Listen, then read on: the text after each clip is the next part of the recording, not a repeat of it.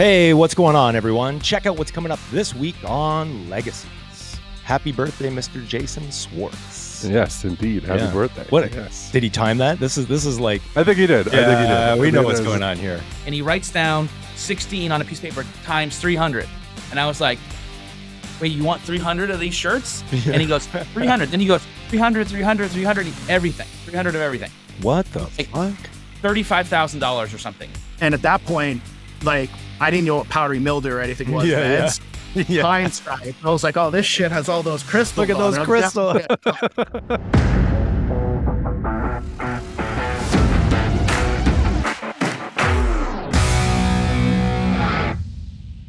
Hey, welcome to Legacies, everyone. I'm your host, Tom Ritchie. Joining me, Mr. Wesley Bowles. Wes, good morning. Good afternoon, morning. Depending on who's tuning in. Let's not forget the Legacies is sponsored by Breadstack. Retailers, if your e-com game is lacking, might be time for an upgrade. Wes, fucking sore, man. What's new? You're always sore. I know, it's becoming fucking too much. I don't even understand. I know I was bitching and moaning this morning, so apologize to the audience. If you get a groan or a grunt here and there, my back is fucked again. What have you been taking? Dude, what have I been taking? Taking is easy. It's the preventing that's the hard part. I just loading up. I was very tempted, and I'll get to this. I was very tempted to chew on a THC gummy this morning. Actually, it wasn't a gummy. It was a chew.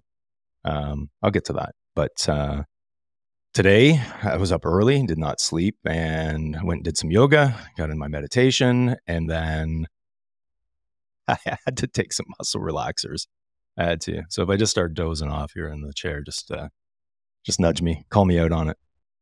That's fine. We can get the dogs in your place to do the rest of the interview, I guess. Yeah, exactly. One thing that you may notice, I finally got around to breaking out my Ganja Glam tea.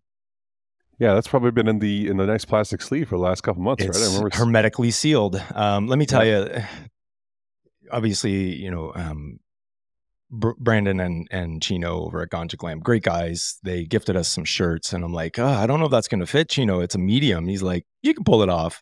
I got it out. Holy fuck. These are high quality shirts, man. Like thick, 100% cotton. Beautiful sleeve. They come in. I won't get the sleeve out, but check them out. Obviously, the organizers behind Lake and Bake, which was a massive success. And they've got Ganja Glam reviews and different line of apparel as well, but super comfy. I needed another shirt. It's prima donna needing a wardrobe change every episode. Yeah. Did we get another shirt at you may have. Lake and I Bake? don't know if, I don't know. I'd have to check.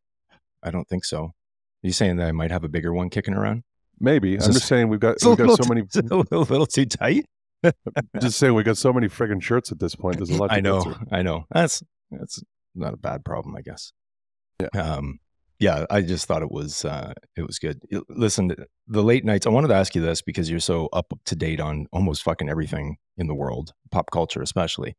You ever heard of the firmament and this theory that we live in this firmament? No, I haven't heard You that. haven't? Oh my God. Okay. Well, maybe I'm not by gonna get name, deep but as into soon it. as you start explaining it. Yeah, I might, it's basically about where like this human, I don't want to misrepresent what conspirers say, but my very narrow and basic shallow understanding of it is we're like an experiment living in a, think the Truman Show. Do you remember the Truman Show? Jim Carrey? Did you ever watch that? Yeah. Okay. Yeah. Basically that. And depending on how high I am, when you catch me about this, I may agree or disagree that we do live in one.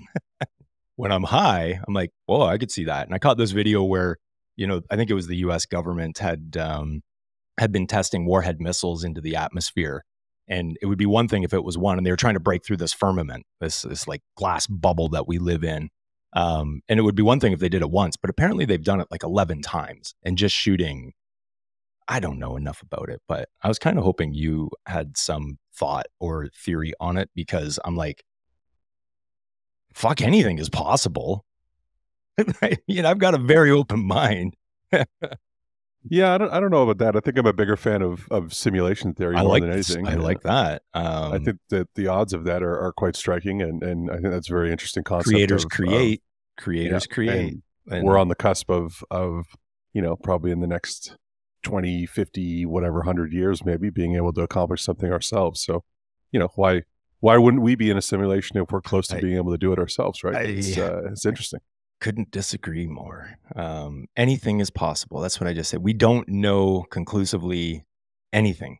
But I don't know. What you brought up something about Chase Bank. Was it earlier? What is going on? This is what I talk about knowing. I can't believe you have not heard of this yet. Dude, I've been I haven't been to X in the last few days. Like, I don't know what's going on. Let me ask you a question. So when you were a kid, and obviously, even when I was growing up, checks were still king, right? Well, you go cash checks at the bank. Yeah.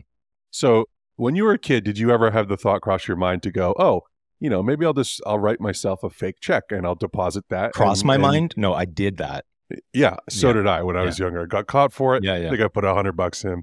Anyway, the new glitch with the younger generation is they believe Chase Bank has this infinite money glitch.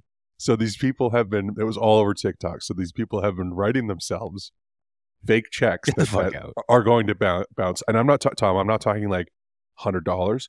Some of these people are putting in checks for $80,000 to $100,000. What? And then realizing that the ATM is allowing them to withdraw that money right away. So these people are drawing this cash out.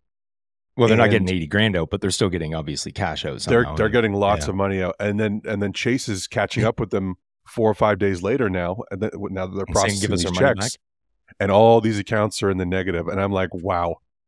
Wait, hold on. What do you mean fake checks? They're writing their own personal checks to themselves, or writing it to themselves? Yes. Okay, isn't that wild? I can't even fathom that they would think that that's possible, that anyone would think that that's possible. Where does this theory come from that there's this infinite money glitch? Some guy on TikTok did it and goes, oh, look at it. I'm rich now. Withdraws the money. So this is why we need to be careful about what we say. There were people, Tom, lined up. This is how crazy it was. To an ATM? Lined up around Chase Banks. Well, why wouldn't they just use the scan and deposit? Like, what's that, like electronic deposit? I've never trusted that, by the way. I still have every check that I've ever used my mobile phone or app to deposit. I keep that check. I do not trust 100% digital. I did write myself a check when I was younger. I did not. I don't know what the fuck I did with it, but you want to? I'll try and quickly. I know we're pressed for time today, but you want to hear my grand scheme when I was quite young?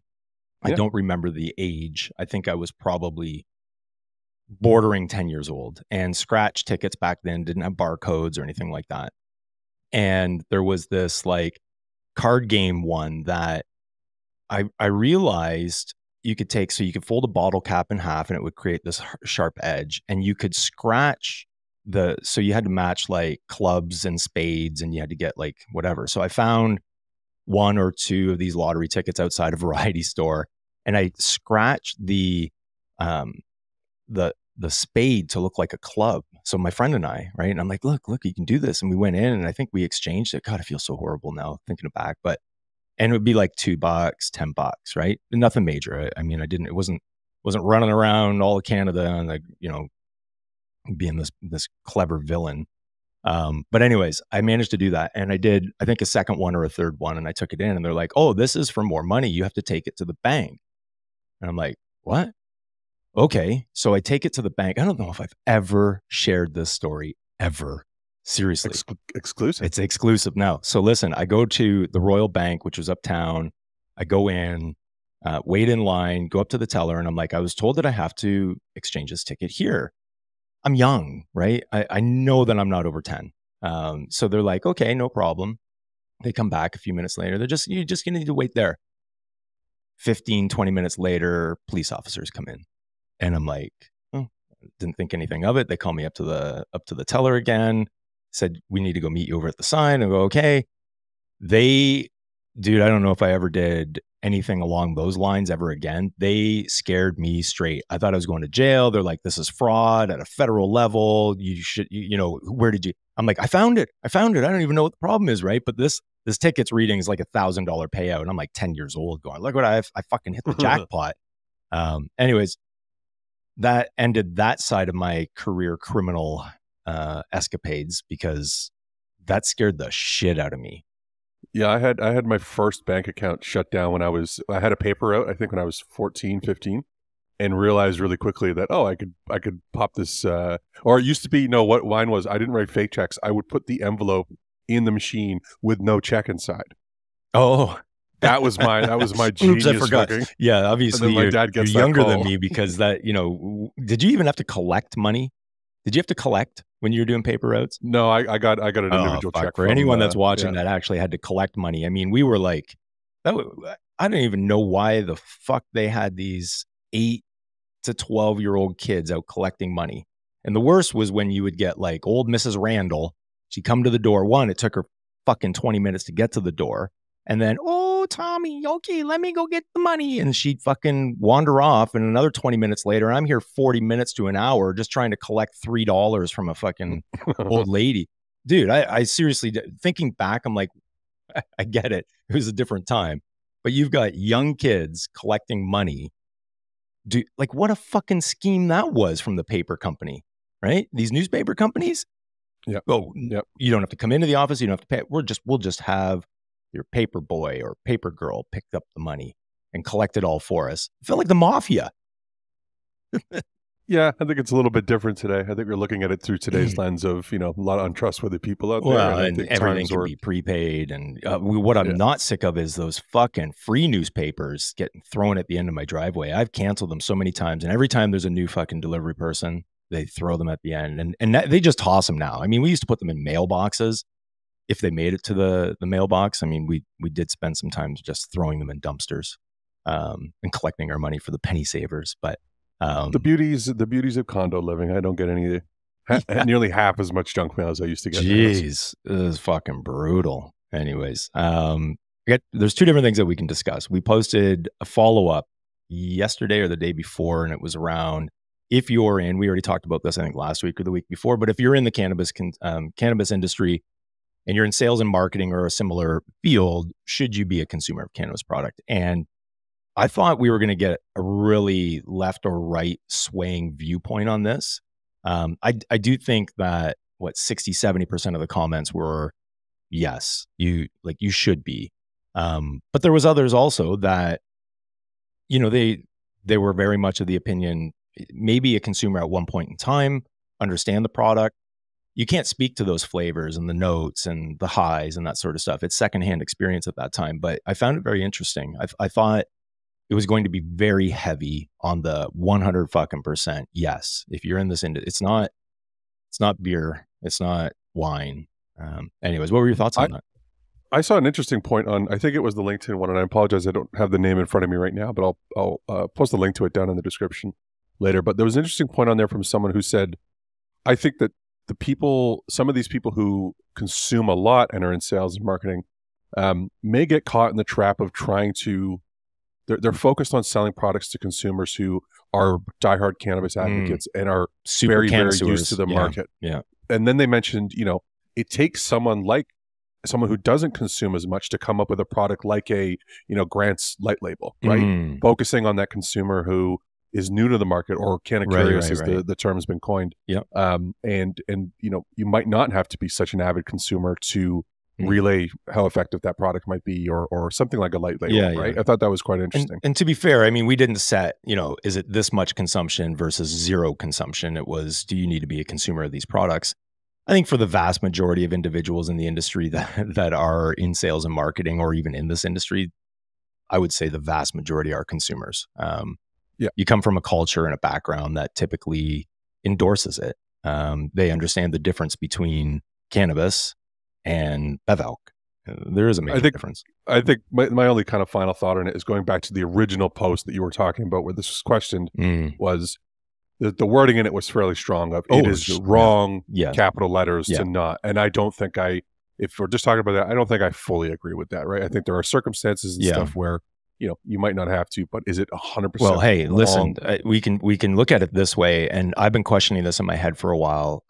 This is a call out to any of our audience that are cannabis scientists, doctors, talking like Dr. Mike Hart, Dr. Ira Price, anyone that's studied the plant. I know that there isn't anything conclusive yet that cannabis, we know that, especially for PTSD, it helps with that. Dreams, everything's shut down, right? And then REM, I think it affects REM.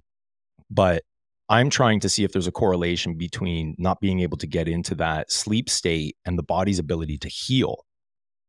I've been a nighttime consumer for a long time, so I do not dream. I sleep like a baby, but I wake up, again, I've put my body through hell over the years. I really have. But I wake up with tremendous amounts of pain, right? Joint pain. I've been supplementing. So if there's anyone that knows about this, has studied this, researched it, reach out. We'd love to have you on the show. I need to understand this personally for myself. I'm not willing to just go, I'm not going to try, because my dreams, no one wants to fucking live in my head when those dreams are taking place. It's interesting. Like, it's almost like when you're treating those symptoms to reduce the pain when you're actually consuming, you're kind of desensitizing yourself to it. And then all of a sudden that morning, when your body is kind of clear of it, it feels like heightened pain because, I don't know, just like coming off any other long-term prescription or anything like that, right? Where, but I do know, like, obviously your body's anti-inflammatories, they start to dissipate at night, and they're not there as much, throughout the night and in the morning.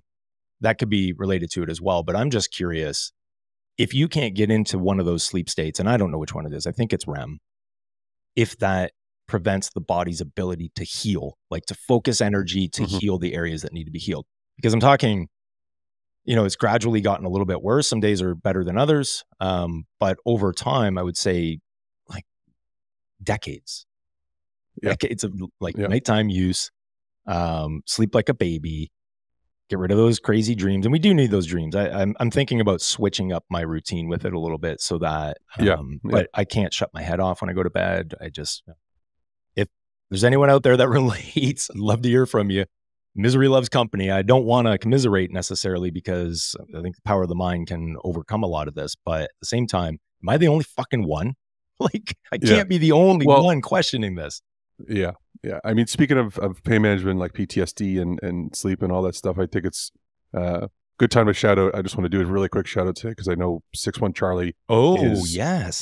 They launched today on Mendo. Yes. Three new products on Mendo directly. These are products vetted by Glen himself on the Mendo side, on the 61 Charlie side, and definitely want to give a shout out to Glen today. Yeah, congrats, Glen. That's awesome. And also, I don't know if you caught this, happy birthday, Mr. Jason Shwartz. Yes, indeed. Happy birthday.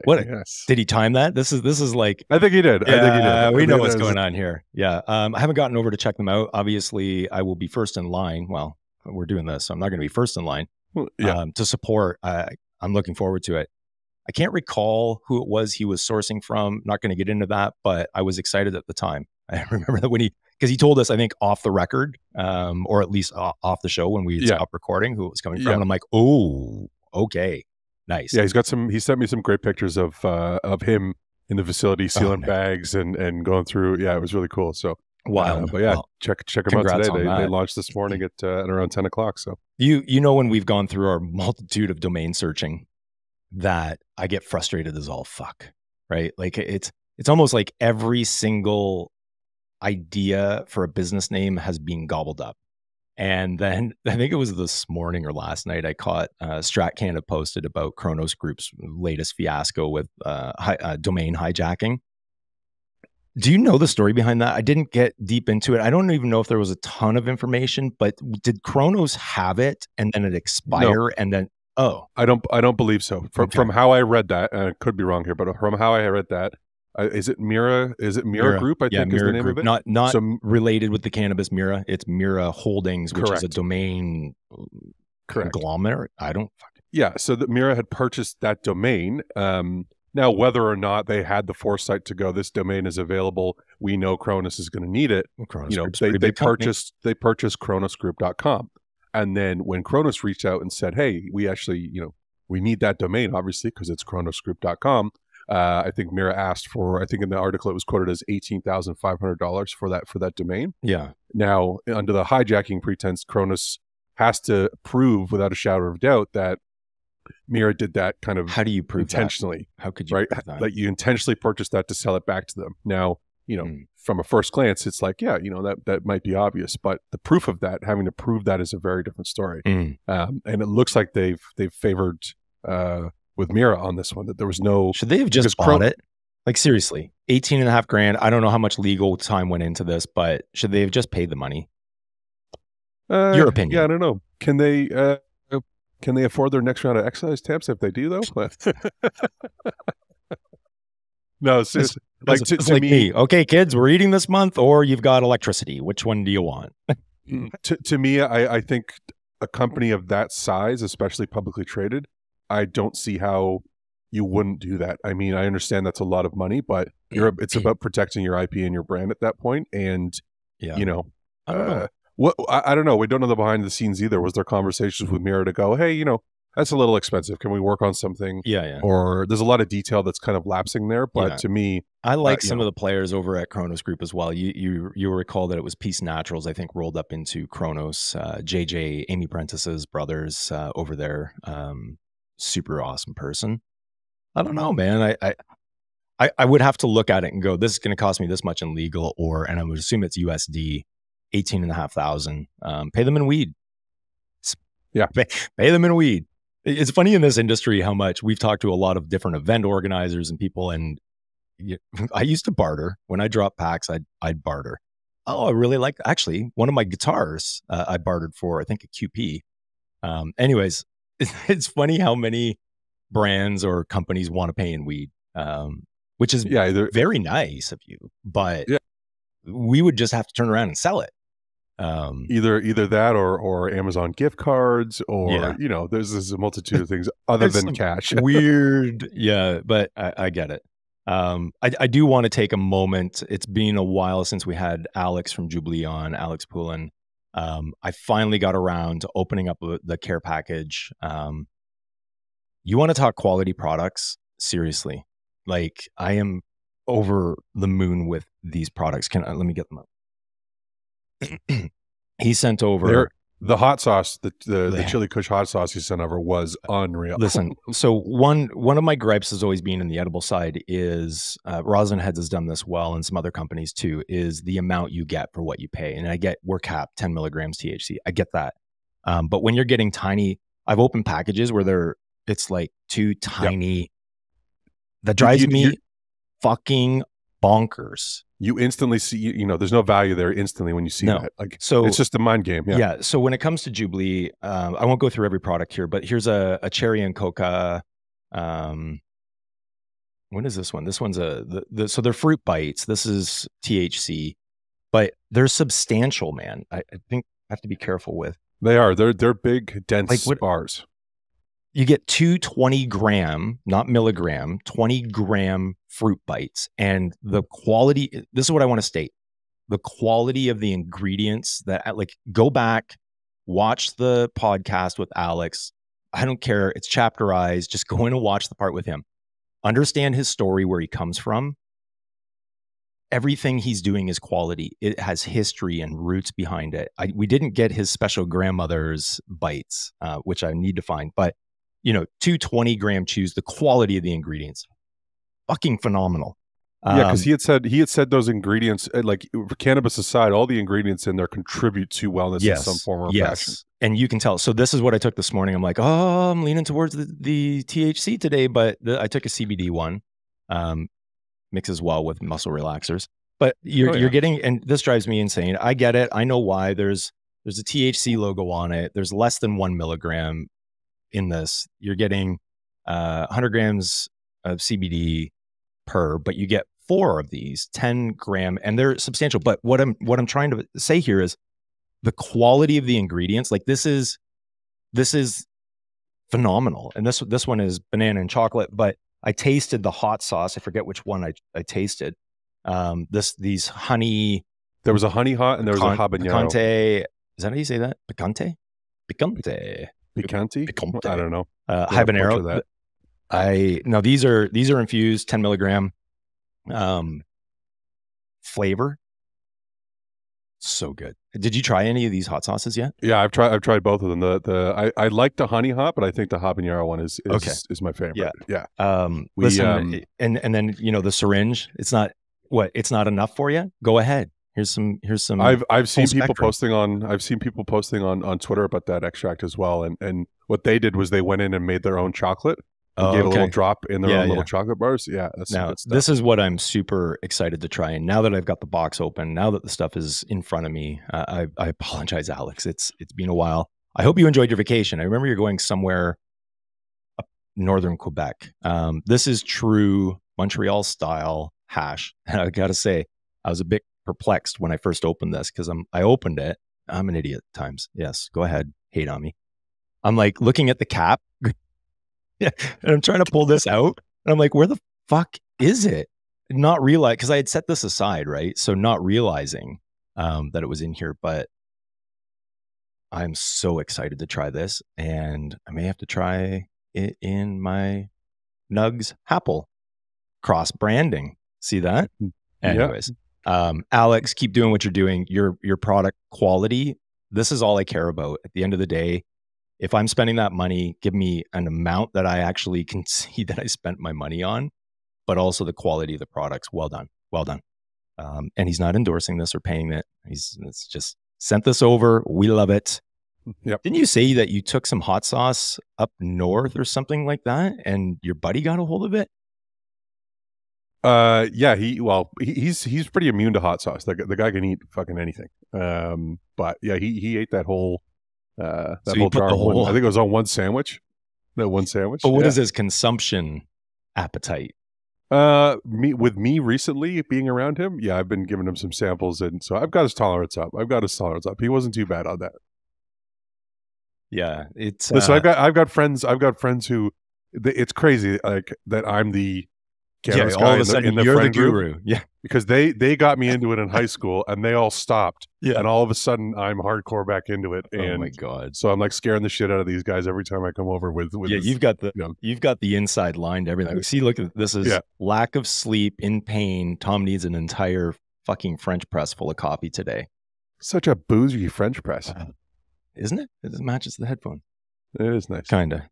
I'm not like that. Well, maybe a little bit. Anyways, super excited for today's show. 2 guests. 2. Count them 2. You didn't watch Seinfeld, did you? Were you a Seinfeld fan? I used to watch it. Okay, so there was an episode where it was Putty. Hey, Joe Mayo. His name was Joe Mayo. Ever since meeting Rama from Hall of Flowers, I can't get that episode and that line out of my head. Hey, Joe Mayo. Joe Mayo. Anyways, Rama Mayo is joining us today. And then followed by the elusive. I'll call him the elusive. I thought the guy's so fucking busy all the time. I think we'll find out when he joins today. Mr. Chris Crosbie of Atlancitc Cultivation will be on the show. We tried having him before. He got stuck in fucking who knows. I think it was Winnipeg or somewhere. Couldn't join. That was when we got JW on. He filled in. That's right. But anyways, I see a message pop up. I'm like, Chris, you motherfucker. Don't even think about canceling on me, right? Don't do it. He didn't. All he did was say, my headphones are broken. Do I need them? And I'm like, oh, we'll figure it out. Wes is a wizard. He'll sort it out. So needless to say, we've got Rama Mayo and Chris Crosbie today. This is quite the show. I'm excited. It almost takes over all the pain that I've got. Yeah. I know you enjoy 2 guest episodes, but it's I can't wait. I can't for you. I can't wait for post-production of 2 guests. It's going to be great. If there's any sponsors out there that would like to sponsor another video editor for us, think of how much more we could do. Anyways, we'll be right back after this break with Rama Mayo of Hall of Flowers. Breadstack e-commerce. It might be time to upgrade. All right, welcome back, everyone. We're joined by Rama Mayo, co-founder of Hall of Flowers. Rama, how the fuck are you doing, man? Incredible. Of course, you're in California. I'm making all us Canadians. And I'm on the beach. Yeah, and you're okay. I'm not just in California. I'm like in California. In California, yeah. Yeah. And rocking, Wes had mentioned, rocking your beard is on point today. Got some new beard oil. Thanks for joining Legacies, man. We appreciate it. We know how busy you are, especially with lead up to the next event. Holy shit, that's just around the corner. Yeah, 16 days, I think it is. Wow. And you're still taking the time to chat with us. Phone's probably blowing up, all this stuff going on. But we know, listen, when we met originally, you shared some stories that I wanna get into. because I love the lead up. It was like, how did Hall of Flowers, arguably one of the most popular events in this industry, where did it come from? Like, what was the brainchild? And you got into this story and your history about organizing punk rock concerts back in your high school days. So one, let's first start there, because I'd like everyone to understand, this isn't, I got an idea how to soak the industry, because there's a lot of people that get flack for that. And they think, oh, they're just, they're coming in, they're just trying to make money in the industry. But I want to highlight what you've been doing since high school. Walk us through that, bud. Yeah. And for the Hall of Flowers thing, just, I guess I forget, it was the complete opposite. It's how can we add as much value? That's how we approached it. Right. And then it was like, what could we charge afterwards? That was right. But that's the best way though, right? I mean, even as we go through things like that. The only way I know how to do it. I mean, I was talking to my buddy Ben from Weed Feed last night, and he's like, I'm so tired, because he runs an agency kind of similar to what I do. And, he's like, I'm just tired. I'm like, just get a job somewhere. He's like, someone mentioned that the other day, get a job. He's like, what are these things? And it's like, too late. I've never had a resume before or anything really. So, but yeah, in high school, essentially I was skateboarding, and, in skateboarding, a lot of the soundtrack was punk rock music back then, this is the early 90s. And, I went to a vocational school, right? Which means like you go to 1 week of like trade, 1 week of, classes, academics, and so you're in like shop class for a week, or, computer class or whatever. And which is seriously lacking, by the way, in Canada. Like there are so few vocational schools. Yeah. Oh, I mean, we were made fun of as a kid. That's like where like the losers went that fix like auto mechanics. And I went for engineering. I got a job right out of high school, or while I was still in high school, I was making a bunch of money. And, essentially I was in school in the engineering, department, mechanical engineering. And a guy 1 year ahead of me was in a band, and I started going to his shows, his punk shows, and at punk shows, there's not a big security, and there's not like a barrier between the stage and the audience. And, there's not, and in the band, and there's like people selling, vegan cookies and beans, and, a little distro selling vinyl records, and it's very approachable. So after going to a few shows, and then talking to my buddy who was the singer of the band, his name's Dickie Cummings, real name.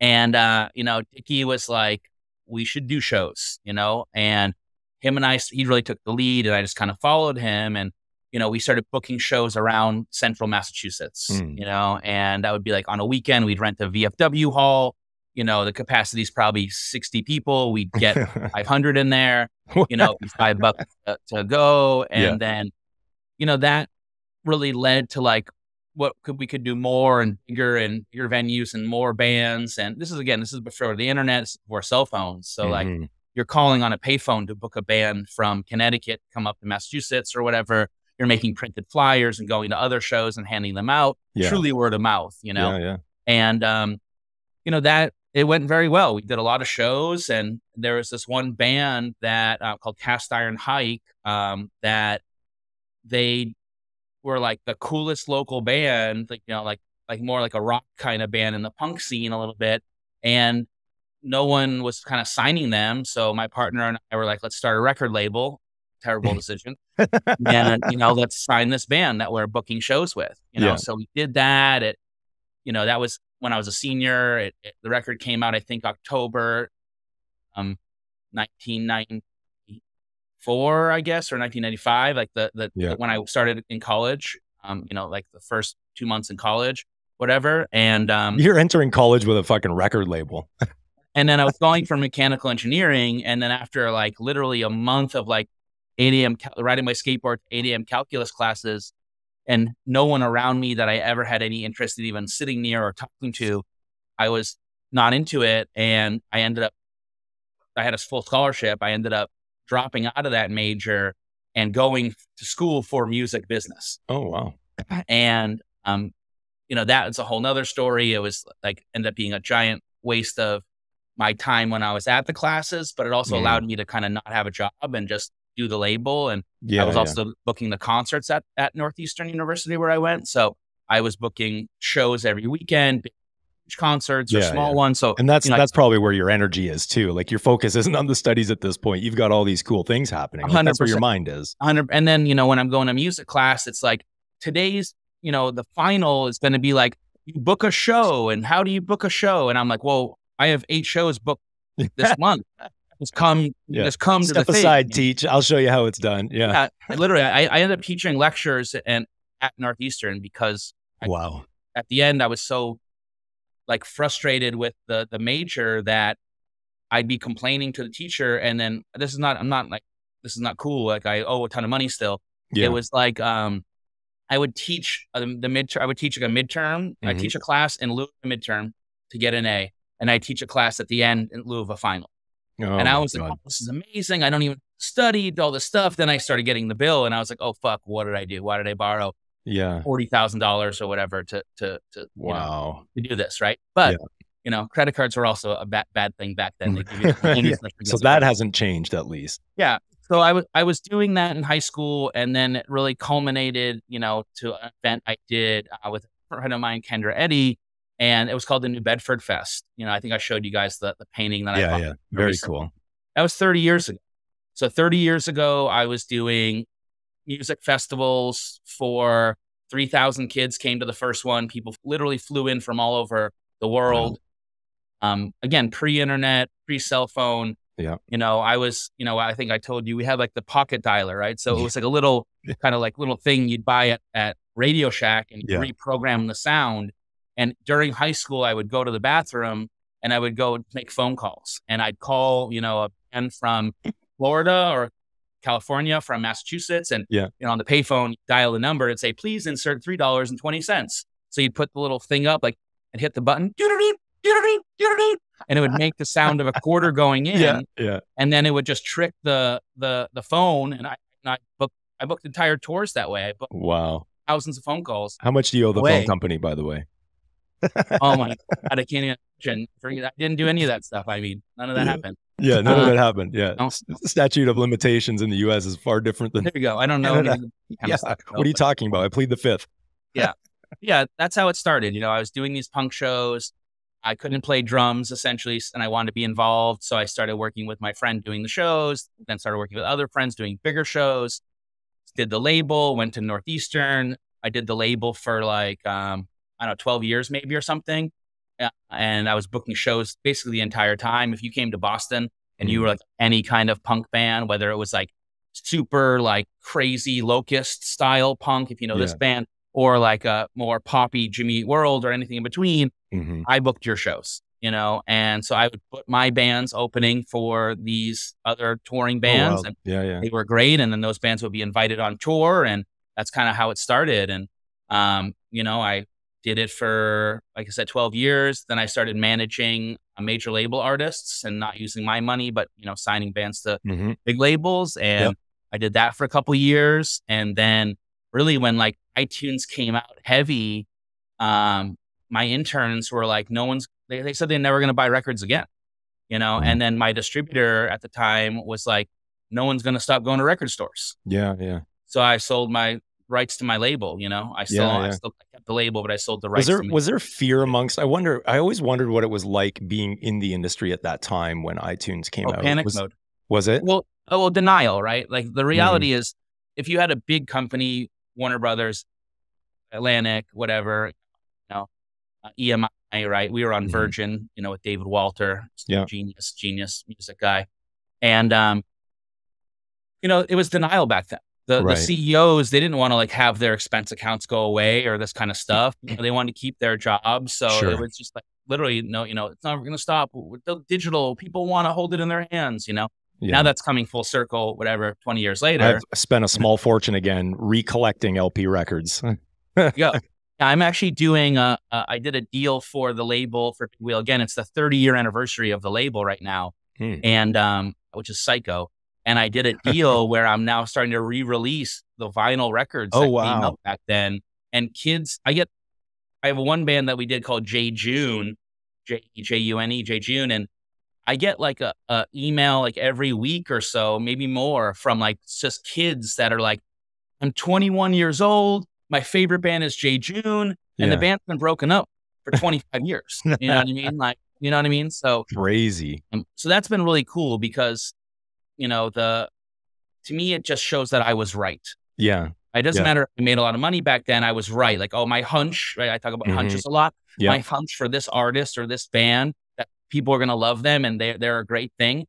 30 years later, people still love the band 30 years later. So that's awesome. And really, you know, the exact same feeling I got from the cannabis men and women, operators and cannabis, is the exact same feeling I got from the music people back then. Right. That's why I started Green Street, and that's why I got into cannabis so heavy, is because, you know, I was like, wow, this is like Jimmy from Jimmy World, or Zach from Jimmy World, or this is like Max from Say Anything, or you know, the Get Up Kids, or whatever it may be. You know, that's the feeling I got. And, you know, I went, in my lifetime, skateboarding was illegal, basically, right? Now it's illegal. That's crazy. You know, the bands I did, Jimmy World, you know, these bands, it was basement shows. Yeah. There's 50 people at some of these, 100 people at these things when I started with them, you know? So, you know, then that grew up to be gigantic, you know, and then, so cannabis I knew was going to be the same way. You know, the hunch was like, trust would be priceless. If I could just get in like I did with music and kind of help these artists kind of carry their stuff through the mud, if you will. Yeah, yeah.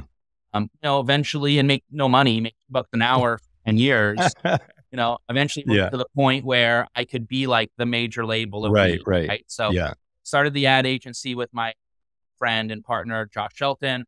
And, you know, it was like, okay, we can just survive. We were doing Beats by Dre, Disney, DreamWorks, all these big companies. We signed G-Pen, the portable vaporizer. Right. You know, and it was like, okay, they don't have the same budget, but this is Jimmy World to me, whatever. So it was like, let's just sign these, you know, cannabis people. You know, I stopped working on the corporate stuff 10 plus years ago, just went fully into cannabis. And the hunch was that eventually, now essentially is what's happening is, you know, that it would start going really mainstream, start being popular, you know? And I didn't really expect to own like Hall of Flowers and some other things like that we started. I expected to kind of be like the record label for weed. I thought I'd just have a house of brands, if you will. Yeah. And I would just do that only. I would just focus on advertising and marketing them and servicing them that way. I own. So right. You have a record label, Green Street was Big Wheel back then. Yeah. Green Street. And then you have all these artists. So like I had 10 bands at one time. For me, I would have 10 brands. Right. It's almost like an agency of record representing or working with them in some fashion. Working in every agency, if you don't know how ad agencies work, first of all, they suck. Don't ever do them. Yeah, I've spent my time at an agency. It's terrible. Thankless work. But what makes or breaks any ad agency is IP. Yeah. Right? Is making stuff, 100%. Right? You know, Chris McPorter Bogowski, the best agency in the world, argue, you know, they own a percentage of chicken fries with burger. They did it right, but Alex Bogowski is a fucking legendary genius. Please, my fave. Right? He is. And by the way, I don't say right very often, but I just did. I just dropped. He's the man. So we could do a whole Alex Bogowski dedicated podcast. I don't know if you've ever seen Fearless Cabin podcast. I saw a couple episodes early on. I've got a book. Fuck, if I knew you're going to drop that, Crispin Porter Bogowski, I would have went. I've got one of the books that they published, and it's Sandpaper. And it says, for every time that you read this book, we want to take a little piece of you as well.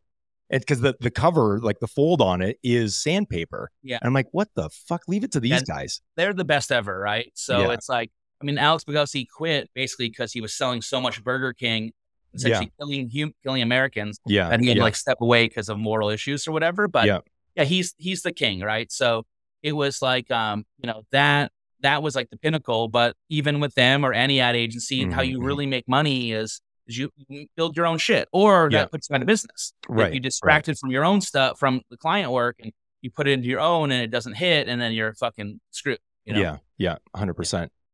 Wow. So one thing I want to hold on is, you've said this before and it's stuck with me and it still sticks with me, is trust is priceless. Is that yours? Where's that come from, man? Because I love that. Mine, but for sure. I didn't get it anywhere. That's just one of my beliefs. It's so powerful. I saw it because when I was doing at the end of the label, it was kind of popping, right? And Jimmy World was really exploding.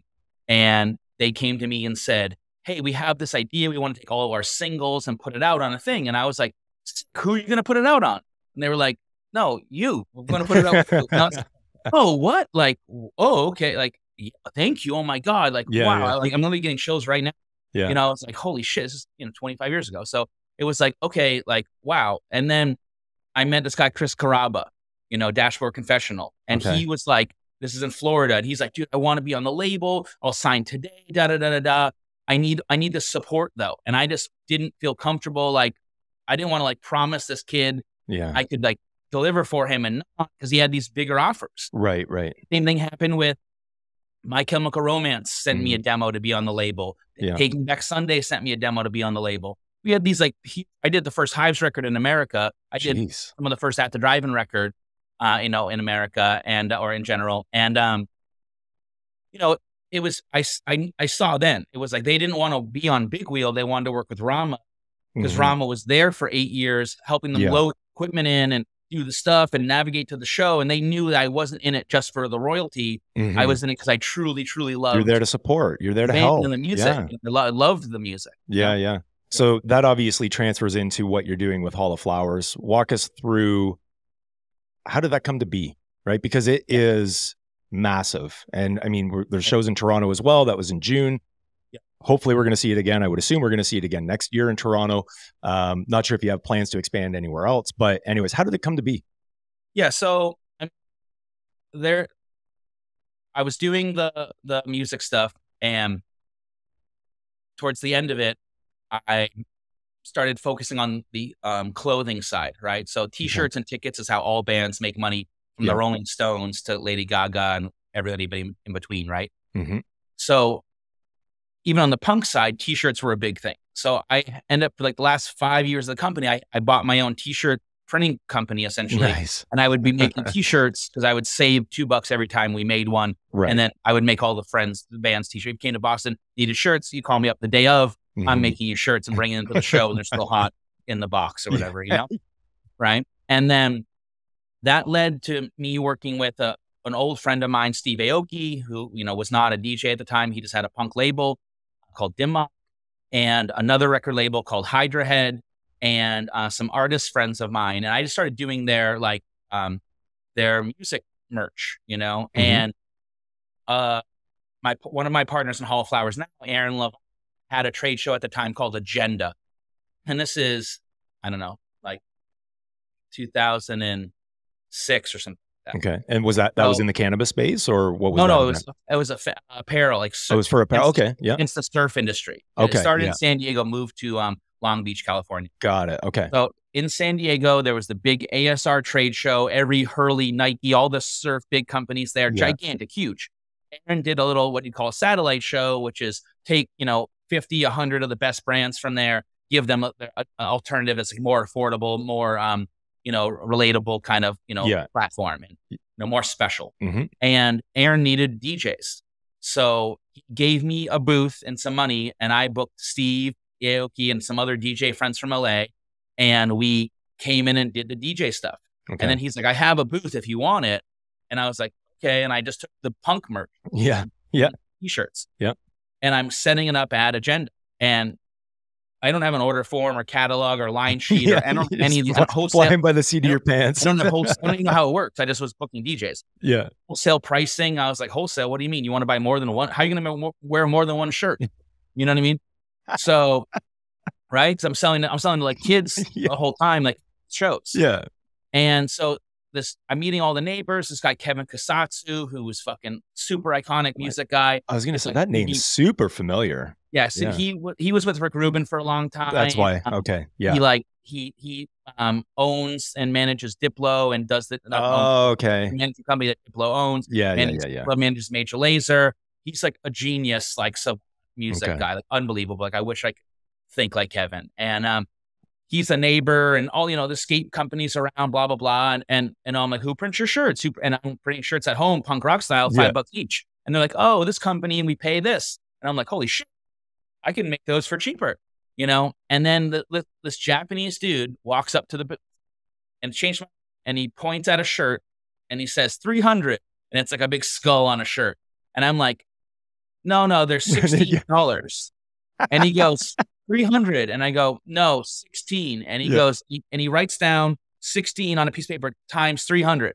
And I was like, wait, you want 300 of these shirts? And he goes, 300. Then he goes, 300, 300, 300, everything, 300 of everything. What the fuck? $35,000 or something. I was like, candid camera, like, oh my God, this is a prank. Yeah. And Japanese at the time, they'd pay you in cash and they'd give you half the money up front. So he took his hip pack, took out, counted out like, and handed over they do the double hand, hand over. Yeah. And it was like $16,000 or something. And he goes, half.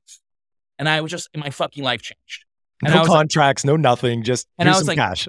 I had to write down the shirts on a piece of paper and give it to him and pen. And it just changed everything. I was like, holy shit.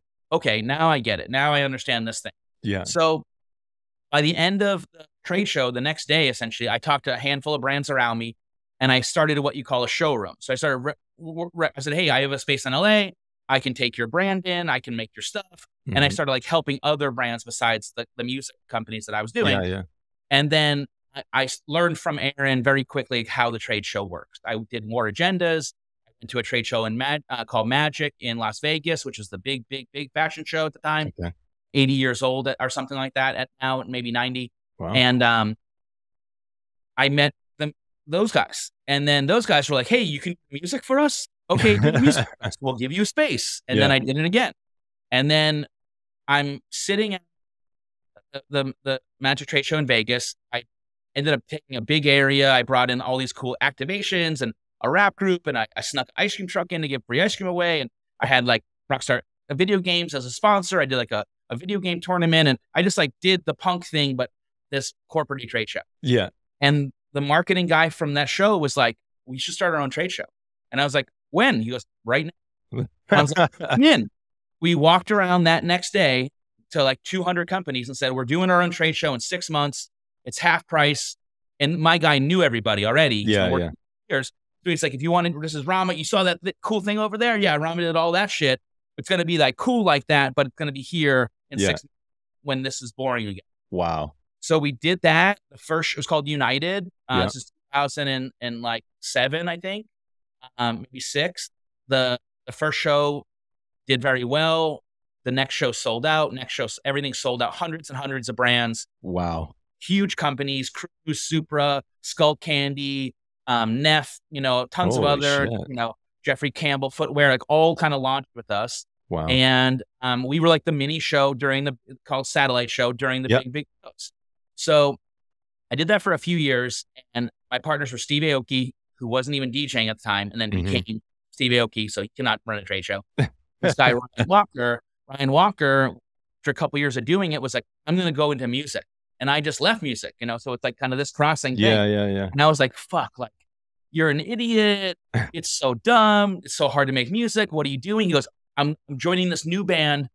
We're called Imagine Dragons. And I was like, sure, good luck, bro. Good luck with that one. Then I came to Saturday Night Live and see. Yeah. How much did you talk in between? Like, did you just all of a sudden see the Imagine Dragons on fucking Saturday? I don't even remember the band name. I just remember he told me some dumb band name. And then I saw him on Saturday Night Live. Oh my God. And the whole time I was like, you're an idiot, you're an idiot, you're an idiot. And then I was like, you made a great decision. I'm sure I don't know what he's exactly now, but I'm sure he had the time of his life touring the planet with this huge band. So, but our paths crossed, like ships cracked in the night or whatever they'd say, So, but that gave me the trade show bug. And then when Ryan quit, it was just me. I didn't know what to do. I called my friend John LaCroix, who was on my punk label in a band called 10 Yard Fight. He was living in San Francisco area, Fremont, and he was working like a big corporate job. And I had never had a corporate job. I was owned my own businesses forever. I was just tired. I was like, I want to go work at Coca-Cola. I want to be one of 30 creative people. I don't even have to show up. They just didn't even realize on that. I give one cool idea a quarter, and then I'm, We keep him around for his cool ideas. Yeah, we've heard that before. There, glitches. We let it, paychecks where dreams go to die. I think that's Kevin O'Leary. So I went to San Francisco for the weekend essentially, and to make my first resume ever. And John's like, by the end of the weekend, he's like, you don't want a job like me. Let's start an agency. So I stayed there for 3 cold years, basically in San Francisco. And I started a little ad agency. And, you know, I realized I learned a lot from the music. Like, you know, I learned a lot from doing the trade show. So of course, I'm going to do it for clients, you know, and, you know, I was like the hunter, he was the butcher, right? Which I use this term a lot now. And again, I was vegan for 8 years, so it's not a real meat thing. I just came off 7 years. What's that? I just came off 7 years of being vegan. Yeah, there you go. So it's like, but it's like I would go out and hustle and try to land the client. I'm the sizzle. Yeah. I'd bring it back. He would like do the work. You know? Sure. Yeah. So I did that for a couple years. You know, he wasn't happy on the indie thing, was interested more in back in the corporate world where he had like a big team. Now he's a director at like Walmart or something. Yeah. And he's like major, you know, genius guy. And my mentor, one of my mentors, Darren Romanelli, had an agency in LA. And I was like, hey, Darren, I want to move back to LA. I have a couple clients. You know, they want some bigger system. They won't sign with John and I. We're too tiny. They want something bigger. You know, I mentioned your name. They were like, yeah, like if you can go join with them, whatever. So I went in, joined Darren and Nate, a company called Street Virus. And, you know, that we started a little thing called the Pancake Epidemic. And that's where we signed GPen. You know, we were doing all the corporate stuff. And those guys, Nate and Darren, are brilliant. So I'm like learning so much from them. Yeah. And then I'm trying to sign and hustle shit. So I meet Chris from GPen at Agenda Trade Show, actually, the show Aaron had started. Yeah. And I'm sitting outside. I'm actually very quick, amazing story. I'm sitting outside a trade show booth for a skateboard brand called Hup. It's our friend Hup Nagel. He passed away. Okay. And we're sitting outside the Huff booth, looking in for Keith. I see this kind of really tall, good-looking guy standing next to me, also looking in. And I go, what's up, man? What's up? He goes, nothing. I'm like, hey, you know, at the trade shows, you kind of like, everyone's there to kind of do work. So you're like, you know, it's not like seeing someone on the street and saying hi. Yeah. So it's, no, what do you do? Blah, blah. He's like, oh, I do like weed stuff. You want some weed? And I'm like, love weed. You have a joint? And he's like, well, I got this. And he pulls out the G pen. Yeah. And I'm like, what's that? And he goes, it's a hash pen, you know, and hits it. And I'm like, it's like an inside joint. Like I can smoke weed in the trade show. Like, holy shit. You know? And you know, I hit it. My fucking brain explodes. I'm coughing everywhere.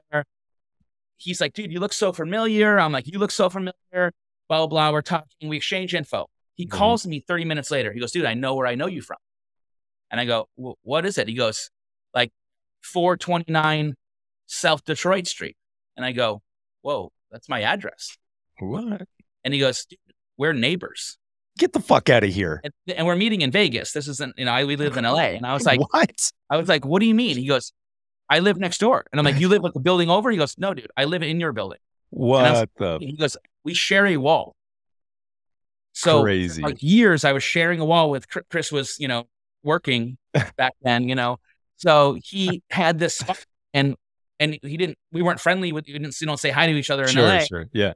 I'm like walking past this dude in the hallway for like years, not even realizing it. And then instantly it changed. We started hanging out all the time. We became like very cool best friends basically.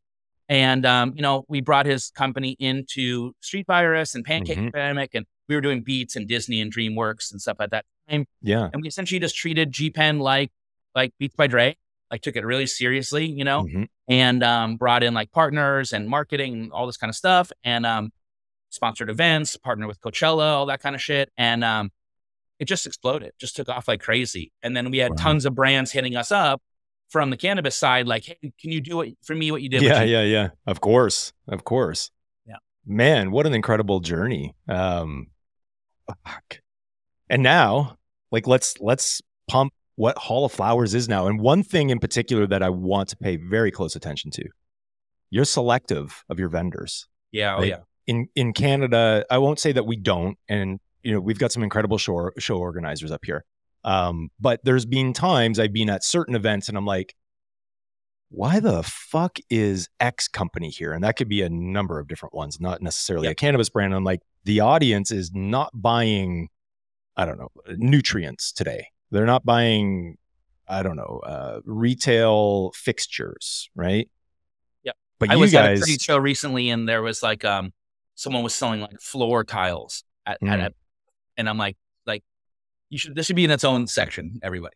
You know what I mean? Which like, should be in its own section, own show, but let alone, I mean, that's one thing just because now you're a show or an event organizer taking money when you know, like, listen, this isn't your audience, right? And I think that comes back also to, trust, right? And having that trust and how important I mean, a lot of shows, most of the shows, I'd say, if your check clears, that's how you get in, Sure. We have an incredible application process. Mm-hmm. We turn down hundreds of brands. We probably turn down more brands than we accept, I would even say.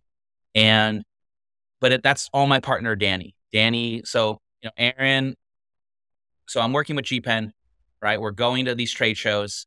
I'm like, there has to be a better show. I'm trying to convince people we got to start an agenda for weed. Mm-hmm. Aaron ends up selling Agenda. He had partnered with it with another trade show called Capsule and Liberty that was run by this guy, Dani Diamond, who's our partner now, and the super boss, Sam. And essentially, Dani and Aaron worked together to bundle these shows, and then they had sold it to Reed Exhibitions. And Aaron came back to me and said, hey, I want to invest in cannabis. What should I invest into? And I was like, dude, I've been telling you for 5 years, you got to do Agenda for Weed. Yeah. Let's do Agenda for Weed. He was like, okay, cool, let's do it. This guy, Dani, has to run it. He's the man, blah, blah, blah. So start working with Dani, and Dani is, he's a genius. And he's like looking at it in such a different perspective than I am, right? He's going, the flow is incredibly important, and you can't let these kind of whack brands in because it dilutes the whole point of the show. It waters everything down. Right. It's not worth the couple $1,000 they're going to spend to be there, And, he's a lot of shows. It's like every brand hit us up all the time. They go, send us the map so we can pick where we go. Yeah. And we've never sent a map to anyone ever. Like you don't get to pick where you go. You coordinate it. Yeah. Dani picks where you go. Right. Wow. And why is because he wants to build it for the retailer. That's smart. It's like the whole thing is built out for the retailer. Everything they need and they want. So we invested all the money in the beginning. We built the booths. Yeah. So we own all the furniture, all the stuff. Wow. We have a strict height limit. If you're a couple inches above the height limit, gosh. Wow. Dani will walk around before the show and pull stuff out of booths and be like, you can't do that because it's just for you. You're blocking the guy in the back. Over here. Well, it makes sense. You're investing that kind of money. Like you want to make sure that your brand is going to be properly represented, and you get someone overshadowing your experience. Of course, makes sense. Or like a lot of trade shows, they have like a DJ, and it's like you're not allowed to have amplified music. We'll allow booth girls. You can't have like, teeny chicks or whatever, or dudes. You know what I mean? You can't. Yeah. We have this huge list of stuff you cannot do at the show. Right. And it's very strict, but it's because it's built for the shopping experience of the buyer, which is what it's always been, and now for the consumer, which is day two. But it's like we're building a high-end retail store, essentially, right? Yeah. For come shop. You don't want to have it be a crazy built thing. It all needs to flow as like one thought. So you can go, walk down and be successful on the purchasing side. Hall of Flowers US, when you open up your consumer day, has that always been? Have you always had a consumer day? Or is we're doing it for the first time in a few weeks. Okay. So cannabis brands that are present, they can sell to the general public and the consumers, correct? Yeah. So that's the big thing, right? So it's a huge experiment. We'll see how it goes, but will that slow traffic? Will that slow traffic? Oh, that's okay. It will for sure, but that's okay. You know what I mean? Because we want them there all day. We don't want someone coming in and leaving. Yeah, it makes sense. I'm just curious if with Dani being so on the flow and day one would make more sense, I guess. Yeah, you want the flow. Yeah, so even that, like the amount of work it takes to allow the brands to sell directly is incredible. Like I could imagine. I could not do the work that he does. And because in California, the brand can't sell directly. The brand needs to have a dispensary essentially sell. Oh. You can be wearing the brand's shirt, but they need to have the dispensary. They need to have a dispensary lanyard. They need to have a dispensary kind of little POS, basically, for the most part, in there. In inventory controlled, they have to do the transactions. Wow. So it's like now we have brands that want to sell directly. We also offer on-site dispensary. So absolutely, if you're a brand and you don't want to deal with that crap, you can just give us the product, and then we have a company that's going to sell it for like 50 of the 200 brands are selling. So cool, man. You're getting me excited thinking about what can come to Canada at some point in time. Well, yeah, it's like we've been saying farmers market, flea market, because we don't want it to be like discount blowout. Yeah. We want you to come through and buy the best of the best of the best. and we want the consumer, like, how the chefs come early to the flea market, or sorry, to the farmer's market, and they're buying the best produce. Yeah. That's kind of what we want. And but also, the trade show itself is the ROI is there. We've had a huge success with it. Now, if we can even give you a little more money and you can leave with some cash, that's even better. And then the data, to me, is the most interesting part as a brand. If I'm a new vape brand or a new beverage, or I'm trying to get into the industry or whatever, and maybe not concerned as much about selling the product from the booth, that would be great. I want to pull the fucking 3,000 kids that are going to walk by and ask them what they like about vape and what they don't like, and test it and do it, and get my 3 questions and and really just try to extract as much data as you can. Because because we're not going after, like, it's not a music festival. Right. It's not an art festival. It's not a film festival. It's not a food festival. It's a straight up, we're targeting like the super fans, the prosumers, if you will, of cannabis. Yeah. So we're only really targeting people that spend a lot of money at the dispensary level. That's who we want. We want people that are like me, that want to go and buy weed from all the shops. Yeah. You want to try it all, sample it. Yeah, of course. That's who we're going for. Of course, we don't want it to be boring. And we know those people, like the stoner people like me, they don't want to go alone. They want to bring their friends, and maybe their friends or their girlfriend or their boyfriend or whatever, maybe they're not as big into the cannabis space. So we're going to offer on the second day a ton of stuff that's like fun to do. We're offering carnival rides. We're offering games. We have a movie theater. We have a art gallery. We have pop-up restaurant. We have tons of trucks. We have tons of entertainment. We have speakers. We have shit all day long, Disneyland style, that you could do if you don't want to smoke cannabis. But wild. It's really built for people to come shop. Yeah. I love it, man. Wow. You're giving me so much hope for the future of what we could potentially see happening in Canada, because as we joke in some cases, especially when it's a heavy brand presence, it's a sample grab, right? Yeah. And there's opportunities to interact with those potential, let's say the retail buyers, category buyers, consumers even. But we don't see enough data being collected. It's just quick combos. Here's a sample, see you. And, to have that interaction where it doesn't have to be about your own brand. It could be simply, do you consume vapes? Do you do this? Do you do this? What do you prefer? Right? And great, 3 questions, like you say, away you go. You're not going to inundate them with, okay, do you got 10 minutes? Right? No, exactly. No, I don't have 10 minutes. I'm going to the next booth. Yeah, exactly. And the thing is, the kids want to talk about these things anyways. Like they want to know what, like they're happy to share what they like or don't like about a vape or a flavor, or, you know what I mean? Like, it's just like they're passionate about the industry and the plant. Yeah, that's so cool, man. What a great experience. I wish I could make it. Oh my God. I don't know if Mike Elkin going to make it to Hall of Flowers? Oh, yeah. Is he? He wouldn't fucking miss it, of course. That guy will parachute into it. Don't let him be the gate. He's a great guy. One last question. Example, right? Like Mike Elkin, like you're saying, like this is a dude that's based in, I think, Toronto, but I know he's up in Canada. Is he Toronto or Montreal? I think he's East Coast of Canada, right? Yeah. Very far away. And he's the second the dates are announced, he's adding to his calendar. He's looking at travel, and that's how it's. I mean, our show, like up until now, we've had about 3,000 people, right? Like that's the industry side. Yeah. There's like 75,000 followers on Instagram.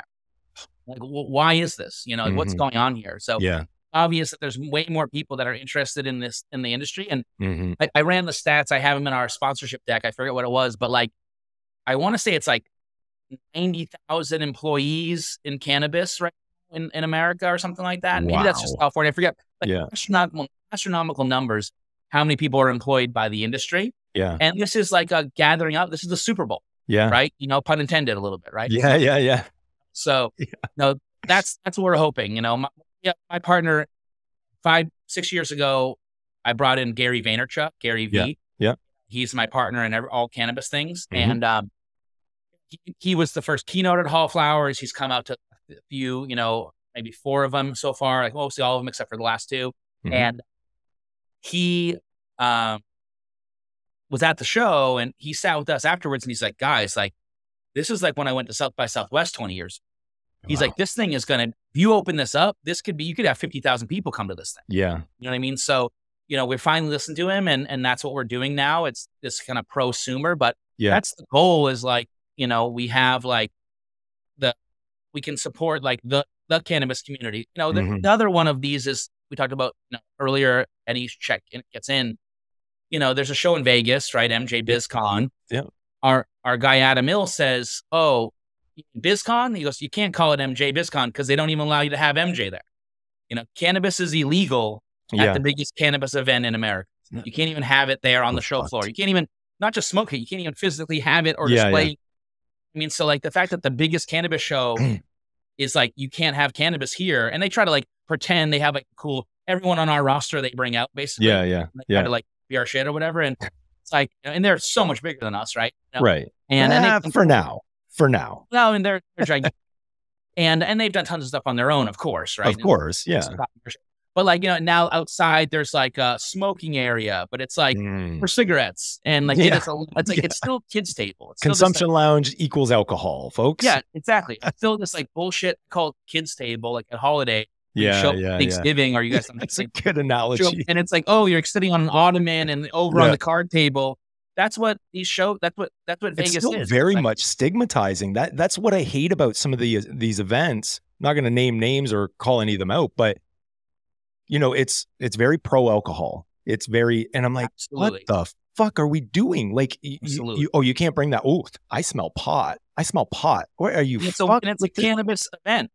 Exactly. And that just is perpetuating the stigma behind it. And it drives me fucking bonkers, man. Yeah. Anyways. Yeah, same. So that's why we do it. And I think that's that's the difference. You know, we are like a licensed cannabis, and it's so difficult to do these things because there's so much paperwork to, and it's impossible. I can imagine. I could not do it. Jeez. Dani is like a robot when it comes to like the compliance and the stuff and the lawyers and the meetings and we did Ventura, California, which is where I live. It's like right on the beach here, just north of LA, like an hour north of Los Angeles. Yeah. Insanely, it's our top venue kind of ever we could ever want. It took us 5 years to get it. Wow. And Dani's meeting with like the city council in Ventura. It's Monday nights they meet, and it starts at like 5 p.m. And Dani's going there at 5 p.m. And I'm not joking. At midnight, we're going there together at 5. We're sitting. We're not scheduled to speak. We're just sitting in, just trying to be part of the community. And at the end, they open it up for a few minutes, and we'll get up and say, "Hey, we're going to do this thing. We just want to let you know. Please do your research, because when you Google it, you're going to be like, wow, this looks awesome." And it's, you know what I mean? Yeah. But midnight is there. They're still going. I'm like sleeping at 10 o'clock. So I'm like falling asleep in the church pew things they have basically. And I'm like, dude, I got to go. Dani's like, well, I'm going to stay and I might get a chance to talk. So, and he's there for like 8 hours a day. He's just sitting at City Hall. Wow. Oh, the mayor's coming back tomorrow. Yeah. He'll sit there for 8 hours to get 3 minutes just so he can, My guy, you've got the right partner. He's the man. He we could have never ever done it without. Wow, and that is perseverance. And he couldn't have done it without us, right? Yeah. We're like, we're it seems like a perfect combo. It's I bring the cannabis to the party, kind of is how. Yeah. Getting. Yeah. He does like the actual work. He makes sure that the production is there, and I mean, dude, the lighting and the carpeting and the loaded, like there's so much. It's like I could not imagine. Like the teams are gigantic, huge teams. Like it's millions of dollars spent on production. It's like ridiculous amounts of work. Wow. Yeah. You're making me want to be there. We'll be there next year, but we'll also be in Toronto, so we'll get a glimpse of what you do in Canada. Yeah, we'll be there. We'll get there. Absolutely. Yeah, I would love to see the load in. I love those slow-mo load-ins where they just, over the time lapse. Oh, it's so cool. Yeah, we probably aren't going to do one, but maybe we'll now that you said that. You should do one because I think no one realizes the amount of work that goes into organizing and setting up. But anyways. Yeah, we were there the other day walking the venue, and I'm like, it looks different in here. And he's like, oh, yeah, because I bring trusts in for lighting. I have a whole lighting trust that goes across here. You know what I mean? And it's like the carpeting is like, it's 100,000 square feet of carpeting that we put in. Good God. Super, super like ridiculous. One of the shows up in Santa Rosa a couple years ago rained like crazy. And we had this like big central, it's called the Shade Park. It's trees, grass. It's like our consumption area. Yeah. Where like 1,000 kids hang out and smoke weed. It fucking was all muddy, literally like 3 days before the show. Dani's like, what's going on? We got to fix this. Everybody on the team's like, well, it's just mudded out. That's the thing. Like everybody. How do you fix it? Yeah. And he goes, no, we're fucking resodding this. And he spent like thousands, I think it was $5,000 or something, maybe more, on grass. Wow. The day before the show, he resodded an entire field of stuff. I love that. You have no idea how much I love that. And Wes knows me. I'd be like, that ain't gonna fucking fly, folks. Yeah, to everybody else, we didn't think there was an option. We were like, oh shit, man, it sucks. It's muddy. Yeah. And he's like, well, it doesn't have to be. Like, we can do the grass. And I'm like, what do you mean we can do the grass? You know, it's a whole thing. And he's like, blah, blah, blah, blah, blah, calling people, hey, I need you to do this and that. And it's just like, it's wild. Next level, the amount of production I love it. He handles, you know? Dude, the passion that you have for this, we know this. It's already been a success, but it's just going to continue to grow. Absolutely will. We're looking forward to, we love the teaser clips that come up and then the aftermath, we'll call it. But listen, buddy, it's been incredible having you on Legacies. Best of luck. Keep your sanity about you, because I know things get crazy about this time. Sounds like you got great partners and a great team, but still, we appreciate you coming on Legacies and explaining where Hall of Flowers came from. And it's pretty fucking awesome. I appreciate it. I'm so excited. cool. And you guys got to come. I know you can't make it. We'll be there. We'll be there. Don't you worry. Change your mind and just look at last minute flights or whatever. We might, no, next time for sure. But yeah. Well, we'll stay in touch, and we are certainly looking forward to the success of this show and the next one and the next one and many years to come. We appreciate you being on Legacies. Thanks, Rama. Yeah, thank you. Breadstack e-commerce. It might be time to upgrade. All right. We finally have Mr. Christopher Crosbie on Legacies. Chris, how you doing, man? What's up, guys? I like joking. I'm wondering. Go ahead. I'm wondering if Chris got the invoice for last time for missing the episode. I don't know. Oh shit. we joke and say he's the elusive guy in the industry. You're always getting called. You got to fly here. You got to fly there. Anyways, we appreciate you, man. We know how busy you are. You guys are fucking crushing it. I appreciate it. You guys having me on. I watched some of the episodes and you guys are doing a great job. So I was happy to reach out and see if you guys are interested. So definitely sorry I missed that first one. It's okay. I'm happy to be here. It's all right. We'll chop it up again in person. We'll see you in person. But obviously, your walls are adorned with winning accolades from Grow Up, and oh yeah, we know it. Listen, man, when we originally connected, you have some fucking crazy stories. We want to understand the journey a little bit. And I do need to ride you for a second. When Wes posted that we're going to have you on the Legacies podcast today, I'm like, who the fuck is that? and he's like, I couldn't find anything other than that to put on. Anyway. Oh, the picture. Yeah, that was that was the early days when it was the first Lift conference, and I was trying to figure out how I build this company. You see what the industry does to you? This is Chris now. Yeah. No time to shave. No time at all. Anyways, buddy, we know how busy you are. Atlancitc Cultivation. Wow. First of all, like, you guys have, did I message you? Did I tell you I finally got around to, was it Pure Michigan? No, oh, nice. No, which I don't want to misspeak here. Gold, Pure Michigan. An LSO. It was an LSO one. Oh man. Anyways, it was every fucking thing I could expect. That's for sure. It was incredible. So we'll get you a care package after the show for sure. And I will willingly accept that. But listen, let's go through the history of Chris Crosbie, because fuck, man. Like, so we were just on this kind of a dual split. We were talking to Rama Mayo of Hall of Flowers and Cali Boy sitting in Ventura right on the beach. And I'm like, I know someone who's been down that way. Our next guest. So anyways, walk us through how the fuck you got into this crazy Canadian cannabis industry after, I mean, you could have just stayed in the US doing stuff, no? Could have. There were some complications there. If we get into the whole story, we'll see at the very tail that end it. But well, let's start at the beginning. A young fledgling boy from the Maritimes. No. Yeah. So, like everybody here probably starts smoking weed like when you're 13 or 14. It's pretty common. So I'm 40 years old now. Cannabis back then was not awesome, especially in Newfoundland. It was just, sometimes easier to find hash. The the weed was super hit or miss, but obviously it got the job done because that's all you had to smoke. And that's one of the crazy things about weed, where your tolerances and stuff like that.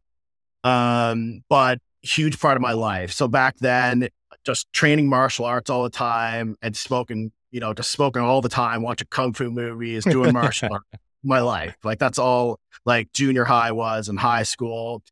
And then martial arts started, just becoming the sole focus on everything I was doing. I was an instructor here a really long time ago for a martial art called Jeet Kune Do, which is like Bruce Lee's kind of philosophy on martial arts and using what's kind of locally available in your community to facilitate that like methodology of martial arts. Yeah. So with that and loving kung fu movies, I got obsessed with martial arts everywhere. And when I turned 19, I ended up moving to China. And at this point, I just did mainly sports and like defense-based martial arts, not really traditional stuff. Yep. But I wanted to be like, fuck it, I'm going straight to the middle of nowhere to where the origin of martial arts are, and I want to see how they develop. That's hardcore, man. That's fucking hardcore. So you're into it that much, you're like, I'm just moving to China. I'm moving to China. Yeah, and back then it was like, it was a different internet back then when I was like 19. So it took a long time. I found this like Angel Fire website for like a monk who could like barely speak English, who lived next to the Shaolin Temple in a small village called Dongfeng.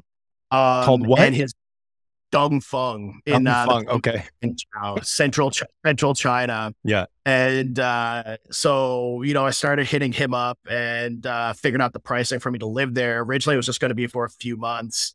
So we ended up landing in Hong Kong. First time I've been in Asia ever. 19 years old.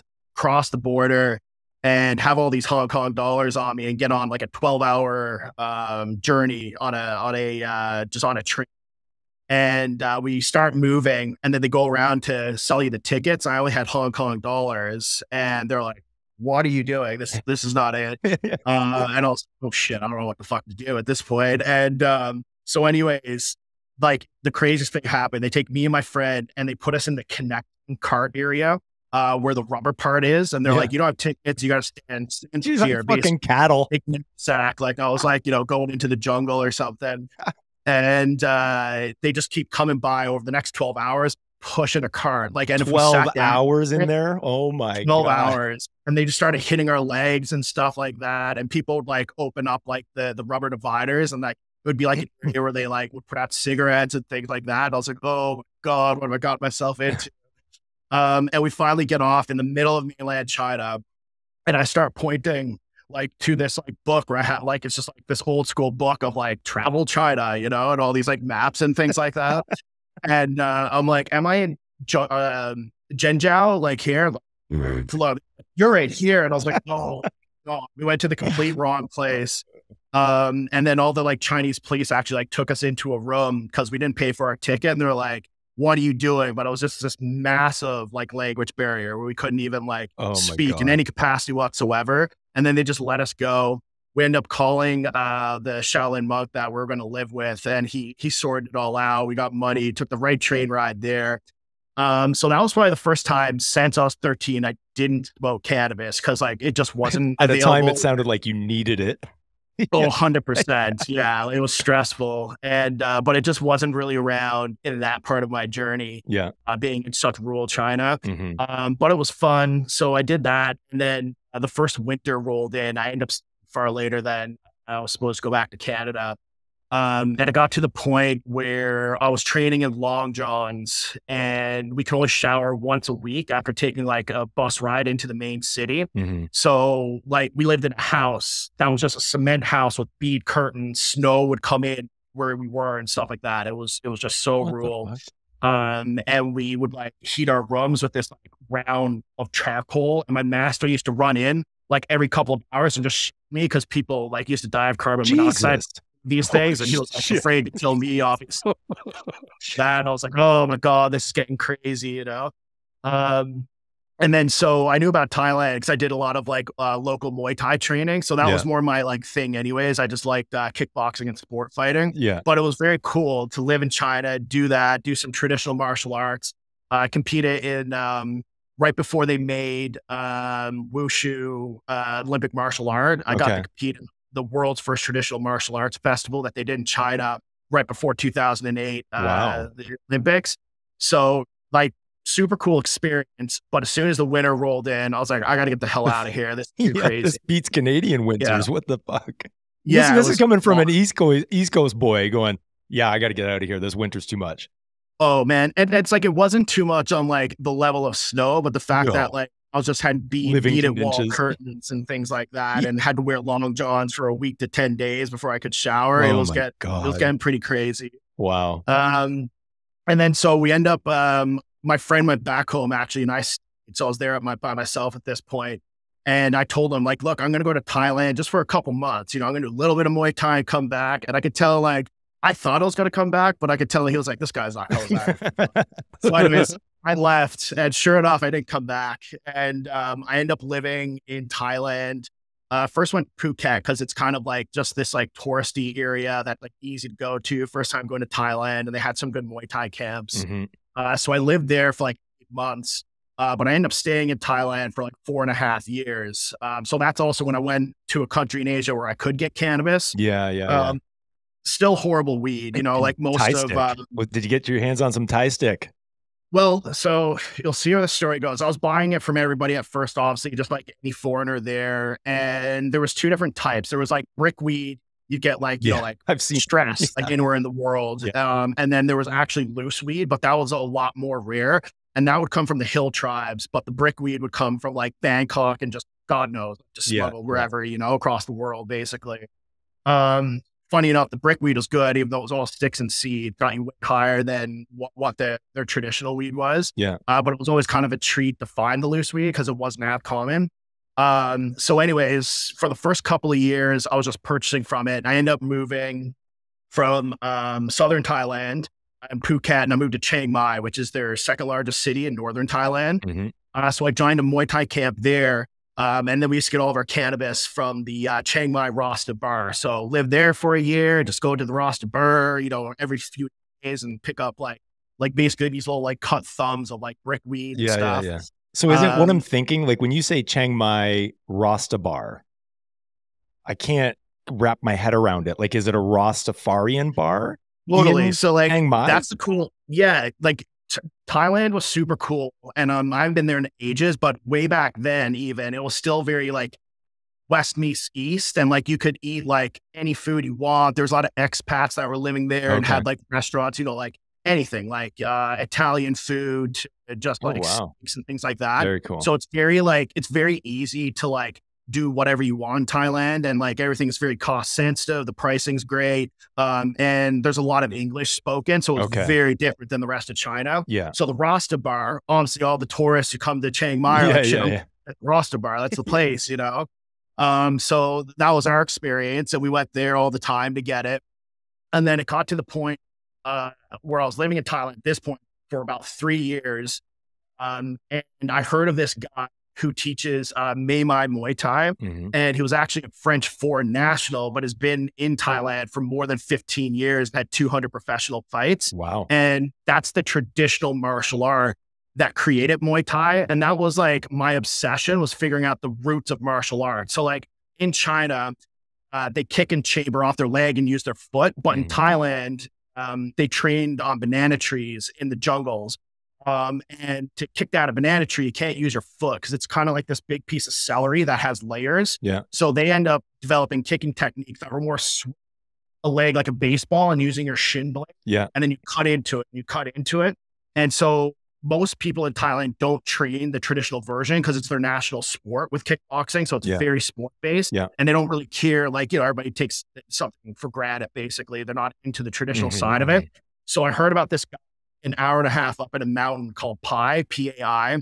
And he was in this little like magazine, and he was training completely traditionally. And I was like, I got to find this guy. Like, that's what I'm all about. That's going to be so cool. So I go up there, and he doesn't want anything to do with me. I see him just in his little like bamboo bungalow. He has a rundown Muay Thai ring, and in the middle of nowhere, like absolutely nowhere. And I talked to all these locals to figure out where he is. And it takes me like probably 2 months to convince him for him to train me. And I started he'd run 10 kilometers before every training session. So I'd start just meeting up with him, and he did not like it at all. And I would for 10 kilometers. I'm like, you should train me. You should train me. You should train me. And he was like, dude, leave me alone. You're nuts, you know? And then eventually, after doing that for a couple months, he broke out some weed when I got there to do the run. He was like, all right, let's smoke. So let's see if I can shut this perseverance down and get him high. Yeah, exactly. And so I know, I was like, shit, this guy loves weed too. So I was like, you know, this is good. And then we kind of connected way more when we started like smoking together. Yeah. And so we end up creating a Muay Thai camp there that we opened up to the entire community. We both lived in like bamboo bungalows. We remade the entire ring. And he would teach like anywhere ranging for like monks at the temple to like little kids in the village could all come and train for free.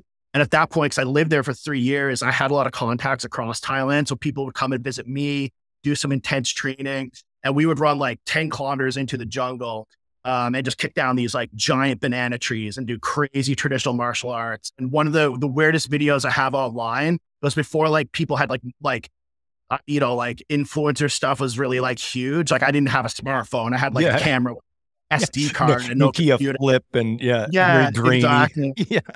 And there's a video of me kicking down a tree that gets 1 million views. And eventually, by the time I leave Thailand, they give me like a full monetized offer, but it expired because I didn't even have the internet. What? You know, I had no idea. What was the caption? Maritime's white boy high on cannabis kicks down banana tree. Muay Thai banana tree or something like that. And if you like Google my name, we need to find it and on it. On it. It's pretty funny. That's fucking awesome. Like, but listen, this is Thai very reminiscent. Like so I grew up on all the kung fu and martial arts movies, very much into it. This is blood sport for me through and through and through, right? I'm thinking Jean-Claude Van Damme wants to be trained. No, we're not training you. I'm chasing you down. And but there was 100%. There was no weed in that movie. And that's what I love about martial arts. You know, it's like, it's all about this mentorship and creating a connection and transferring the knowledge and stuff. And there's so much lack of mentorship out there in today's world now. Cause access to information is everywhere, right? Like you go on the internet, get it all for free, and you don't have someone to like filter it and give you their experience. So that was a very cool part of my life, that and weed. So I was just, you know, so at one point we're open up for a year almost. And we went in, so this guy could speak Southern Thai dialect, Northern Thai dialect, Krung Tep, which is like a form of like Bangkok for like speaking in court and stuff like that. Okay. And he could also speak the Lahu Hill Tribe language, which were like 40 minutes away on like a little scooter. So we go out into the Hill Tribe ones, and he's like talking to everybody. And then all of a sudden we go out to a rice field, and there's just fucking monster like weed plant. Like, I mean, huge. At this point, I wasn't growing or anything. I was just smoking. So I was like, holy shit, like this is like massive, you know? And we used to get like garbage bags of cannabis from them by the kilo. You know, they would just shut it down, like chop it down, put it in the bag. We take the whole plant back with us. And at that point, like I didn't know what powdery mildew or anything was. Hindsight, I was like, oh, this shit has all those crystals. Look at those crystals. And I'm definitely just smoking fucking powdery mildew. Oh my for sure. God. But you know, it is what it is. It did the job. And was drying cannabis in Thailand difficult? I didn't cultivate or do anything. I just got it from the hill tribes at one point. But I mean, if they're hacking it down, obviously you're going to get some botrytis and whatnot happening. But and the reason I ask is it's a big issue in the Caribbean, right? Oh yeah. Like when I worked with the government in St. Vincent, it was brutal. And they don't have any infrastructure. Like in the hill tribe village, it was just bamboo bungalows, and then like families that had these black pigs, which are the tastiest pigs, and they're more rare.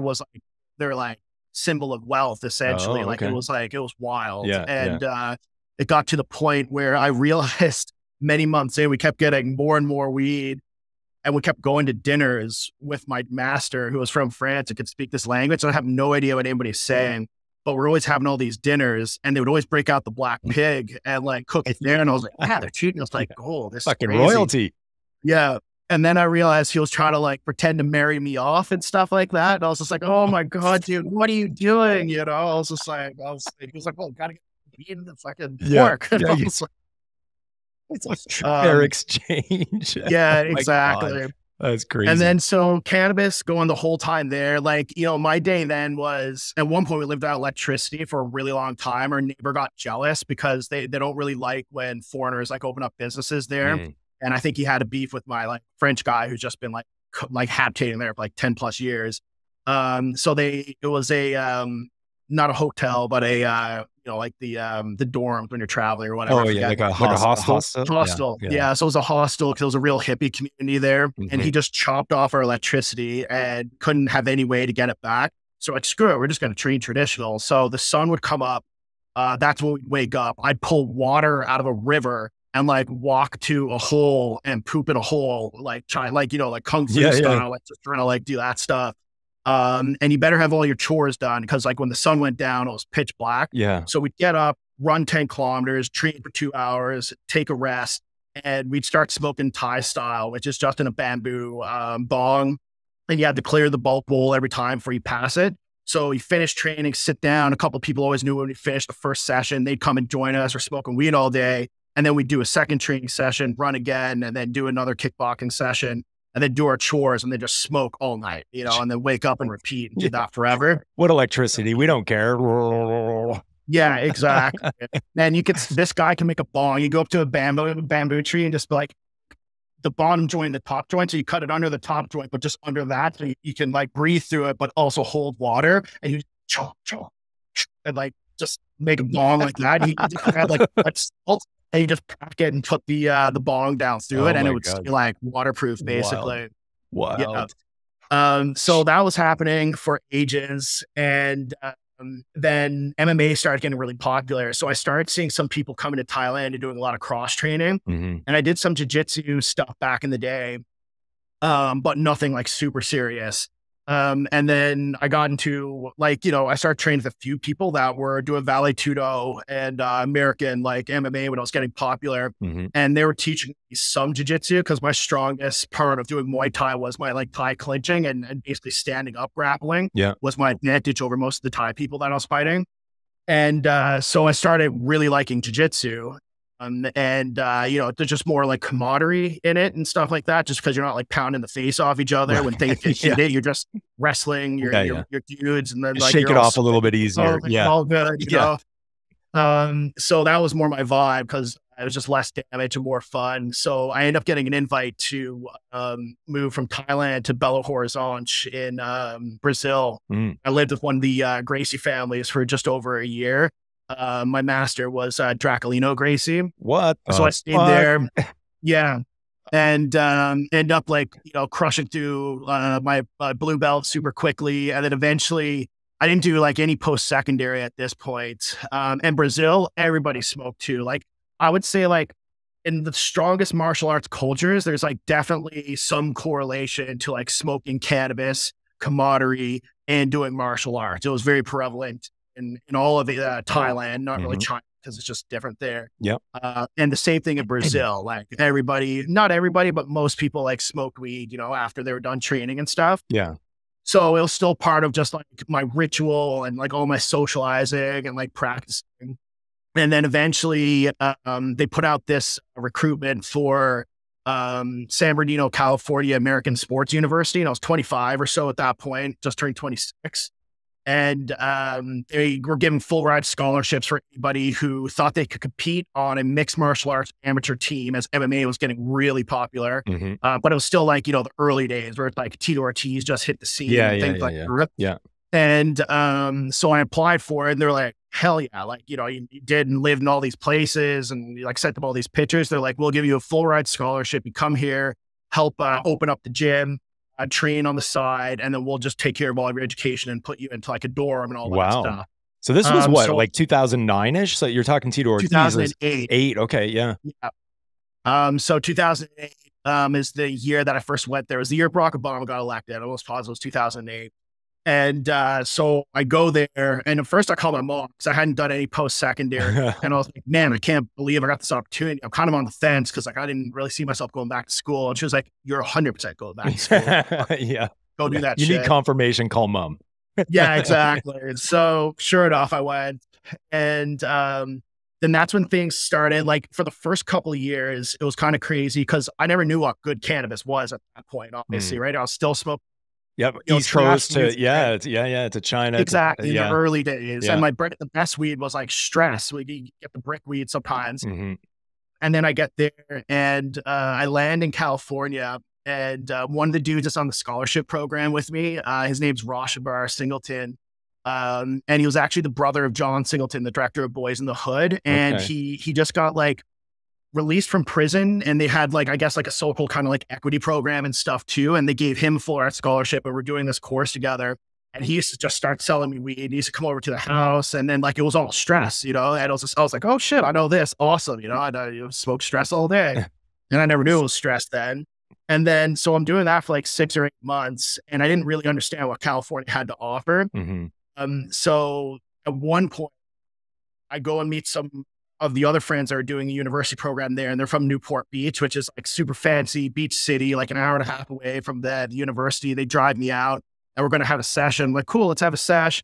And then I break out the stress, and then everybody was like, dude, fuck, are you kidding me? Like, we haven't seen this since like before high school. Like, this is outrageous. And I had no idea. I didn't. That's all I knew what weed was. I had no idea. So they're like, we got to get you a medical license. So I was like, okay, that sounds great. Like, let's do that. So obviously, like, it was really easy to just go into a clinic there. I had actually legitimate, like, you know, crazy, like, martial arts injuries. So he was like, sure, no problem. Bam, here you go. But I mean, you could get it. You could literally get one because you blinked. Oh, totally. Or you've got the blinking condition. No problem. Exactly. Like, it was a racket on the side, you know. You had legit reasons. Yeah, exactly. And so it was easy to get. So I remember being all nervous trying to go in there, like, oh man, like, what am I going to talk about? I'm going to be like, you know, because like struggle with a little bit of depression or like pain, I can't shoulder. sleep. He was just like, yeah, whatever. You don't care. Yeah. And then I remember going to my first dispensary in the beach cities, and then LA. And then that's when it was just kind of like, you know, everything was just open in mason jars or bigger, like just strain everywhere. Nobody even knew what terps were. We weren't talking about that, but everybody was smelling everything. And I just remember at that point in my life, everything went from martial arts and mentorship towards martial arts and that transfer of knowledge and training to cannabis. I was blown away. Like, I remember I was like, what? Like, just smelling all the different terps, didn't know what the word terps was, but like smelling a blue dream to like, you know, a headband cut to like San Fernando Valley OG or Tahoe OG.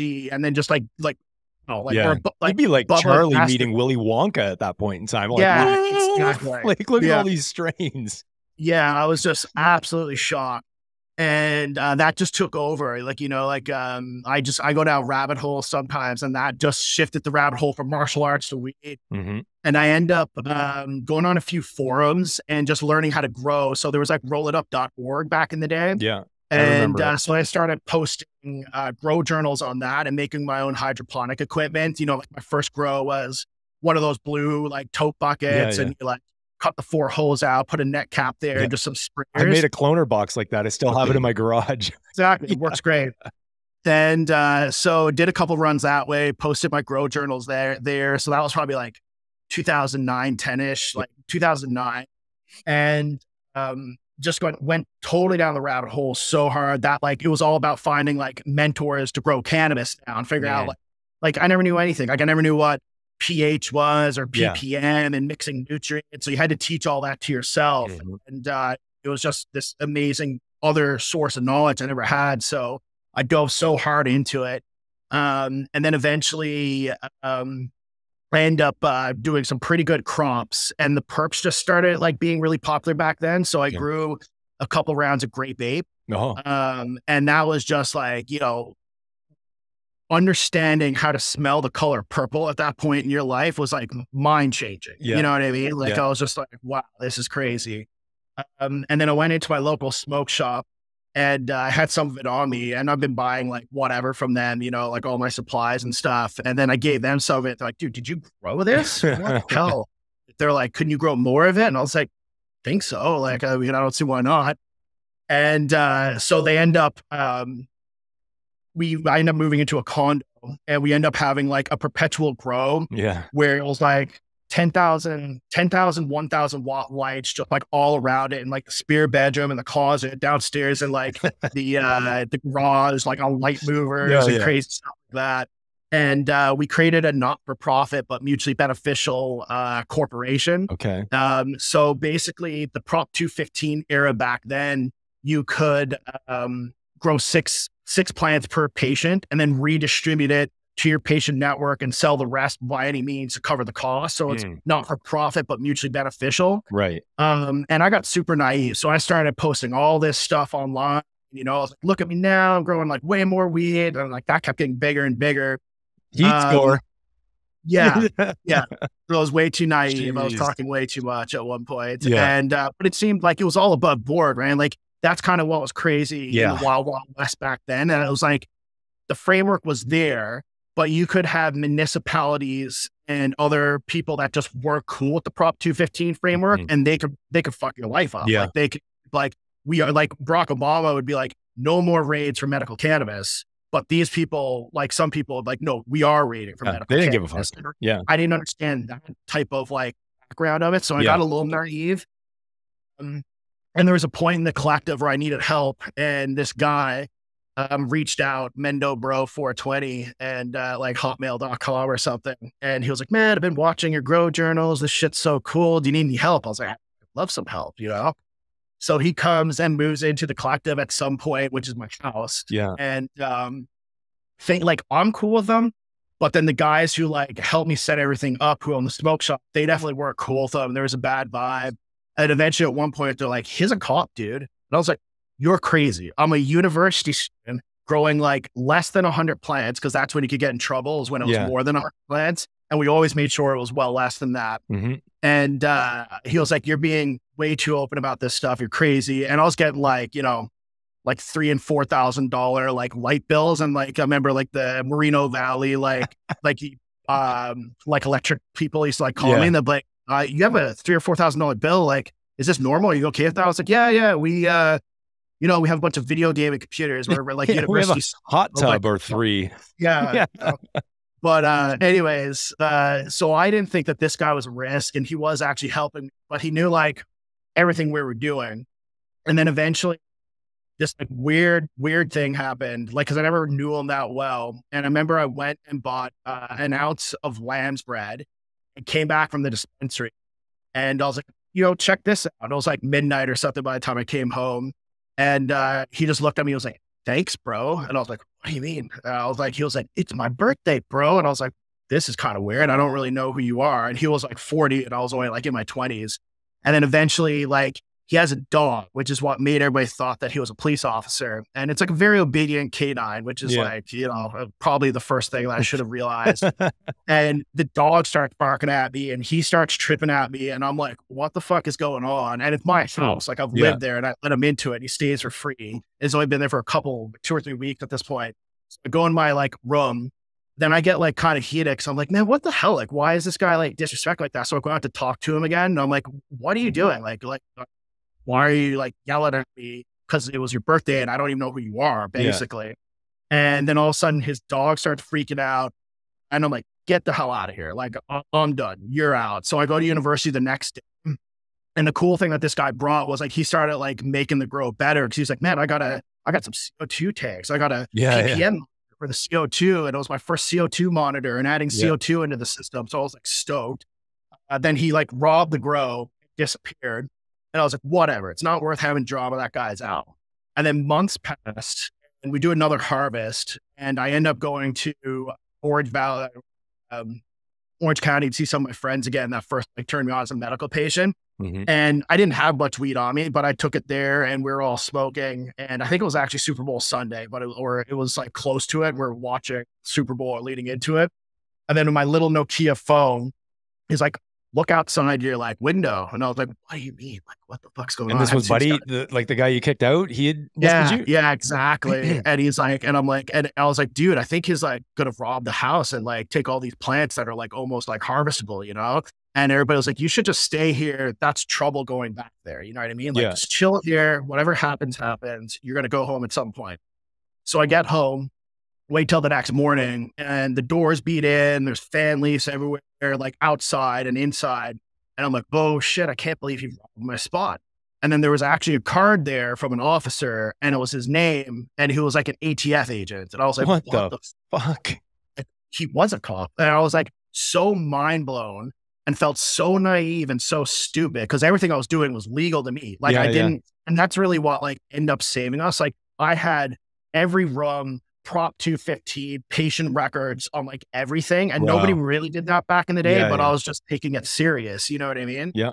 So they came, took all the plants, all the equipment, like, you know, anything that had memory, like PlayStations, computers and all that stuff. And sure enough, that's how America works, I guess. You can get in some trouble for just growing fucking 60 and 70 plants here and there. So I was shocked. Wow. And of course the collective started to fall apart at that point, because once that happens, everybody's kind of like disappears, you know? So I kind of just wrote out the end of it. I kept growing like just for myself at that point. Like I had like 5 and 6 plants and stuff. And then eventually I had to go home and, you know, finish university. And I was lucky, like I didn't get charged for that because I ended up meeting the statute of limitations. And I think it's because I had all my stuff in order. You know what I mean? I had no money. I didn't have copious. Still, man, even with all that, do you know how fucking lucky you are? Like seriously, they could have come down hard, regardless of numbers, plant numbers, anything like that. Totally. Regardless of medical, like if they wanted to fuck your life, they could have. Yeah, I was super naive, and you know, that's one of those life lessons that you learn. But it was just belief in the system of it being legal at the time, but it really wasn't. It still was the wild, wild west in the early 2008 type plus era, you know? So that was my fault. But, you know, unfortunately, I guess I was lucky, but fortunate enough that I kept my records in order and stuff like that, that it didn't go as bad as it could. But it was a dark day. Like that was one of the hardest things that's really ever happened, you know? And then like everybody kind of abandons you. And I had to get another laptop, which was just some piece of junk I could get to continue to do school. And I got so paranoid at some point that I used to listen to this website called radioreference.com. And it was just like municipal scanners for like fire department, whatever, you know? Yeah. And I never had problems with the police. I've never been arrested before. So in my head, it was going to be like, we're coming to get Chris Crosbie, Merino Valley, and they're like that. And just sitting, waiting for it, just paranoid. Just like smoking weed, you know? Well, like, I'm sure that didn't fucking help with the paranoia. No, not at all. And then anybody who stuck around, kept hanging out with me, they pieced out after a couple months of like, I'd be smoking weed with them, and all of a sudden, I'm like, hold on, like listen to the computer. Fucking Pineapple Express. Yeah. They're like, dude, you're tripping, dude. So eventually, I mean, shit got hard. Like it was rough. And I was just like, I got to go home. Yeah. I got the hell out of here. And I would have went home in like 2015 or 2016. And I think I was just turning 30 or 31. And I thought everything was over. Oh, and before that, they were going into their second ever vote for legalization for rec. Yeah. And I end up creating a system, which is on this grow journal, rollitup.org forum.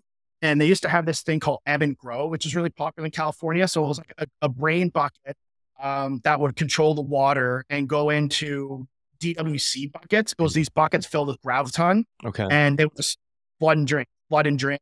So I end up stripping those out, removing all the graviton, and put NFT sprayers on it. Okay. And made it basically a recirculating DWC type of unit.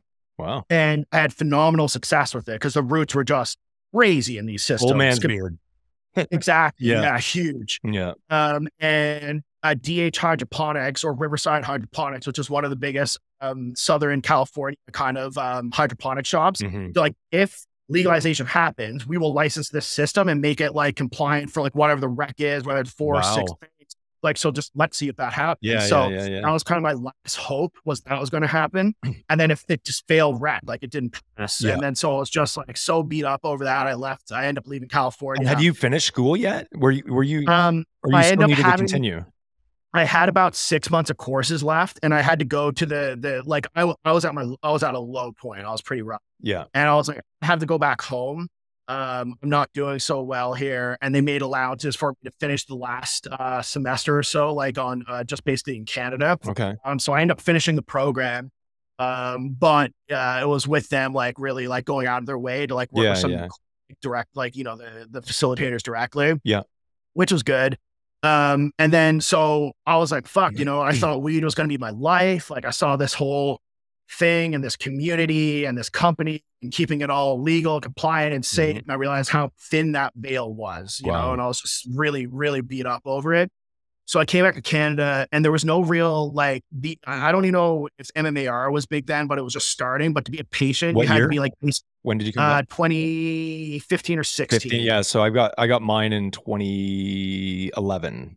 And okay. That's what, 2011 or 2012. I'd have to check my pink slip, but it was just starting to break out. And it's funny because you're talking about what you're going through in Cali and I'm thinking, fuck, this is like, I was by the book, right? I still remember getting my first like gram allowance and I'm like, only 25 plants. And I looked at my buddy, he's the one that had coaxed me to go through the system. We had to go to a lawyer, you meet with a doctor, like it was messed.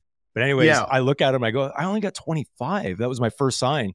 He goes, 25 real big fucking plants. Exactly. It's like, he was so sick. I'm going to try to grow 1 pound monsters. Dude, I knew nothing about cultivation. He's just like, you're going to do this. You've got everything you need to be able to get it. You're going to get it, no problem. And I'm going to show you how to grow. And I'm like, okay. He goes, I'll front you the money for the lawyer. I'll front you the money for the grow. I'll front you. And I'm like, that's exactly what happened to me. No problem. He goes, it's all about lighting. And at the time I'm going, I don't know a fucking thing what you're even talking about. I know how to consume it.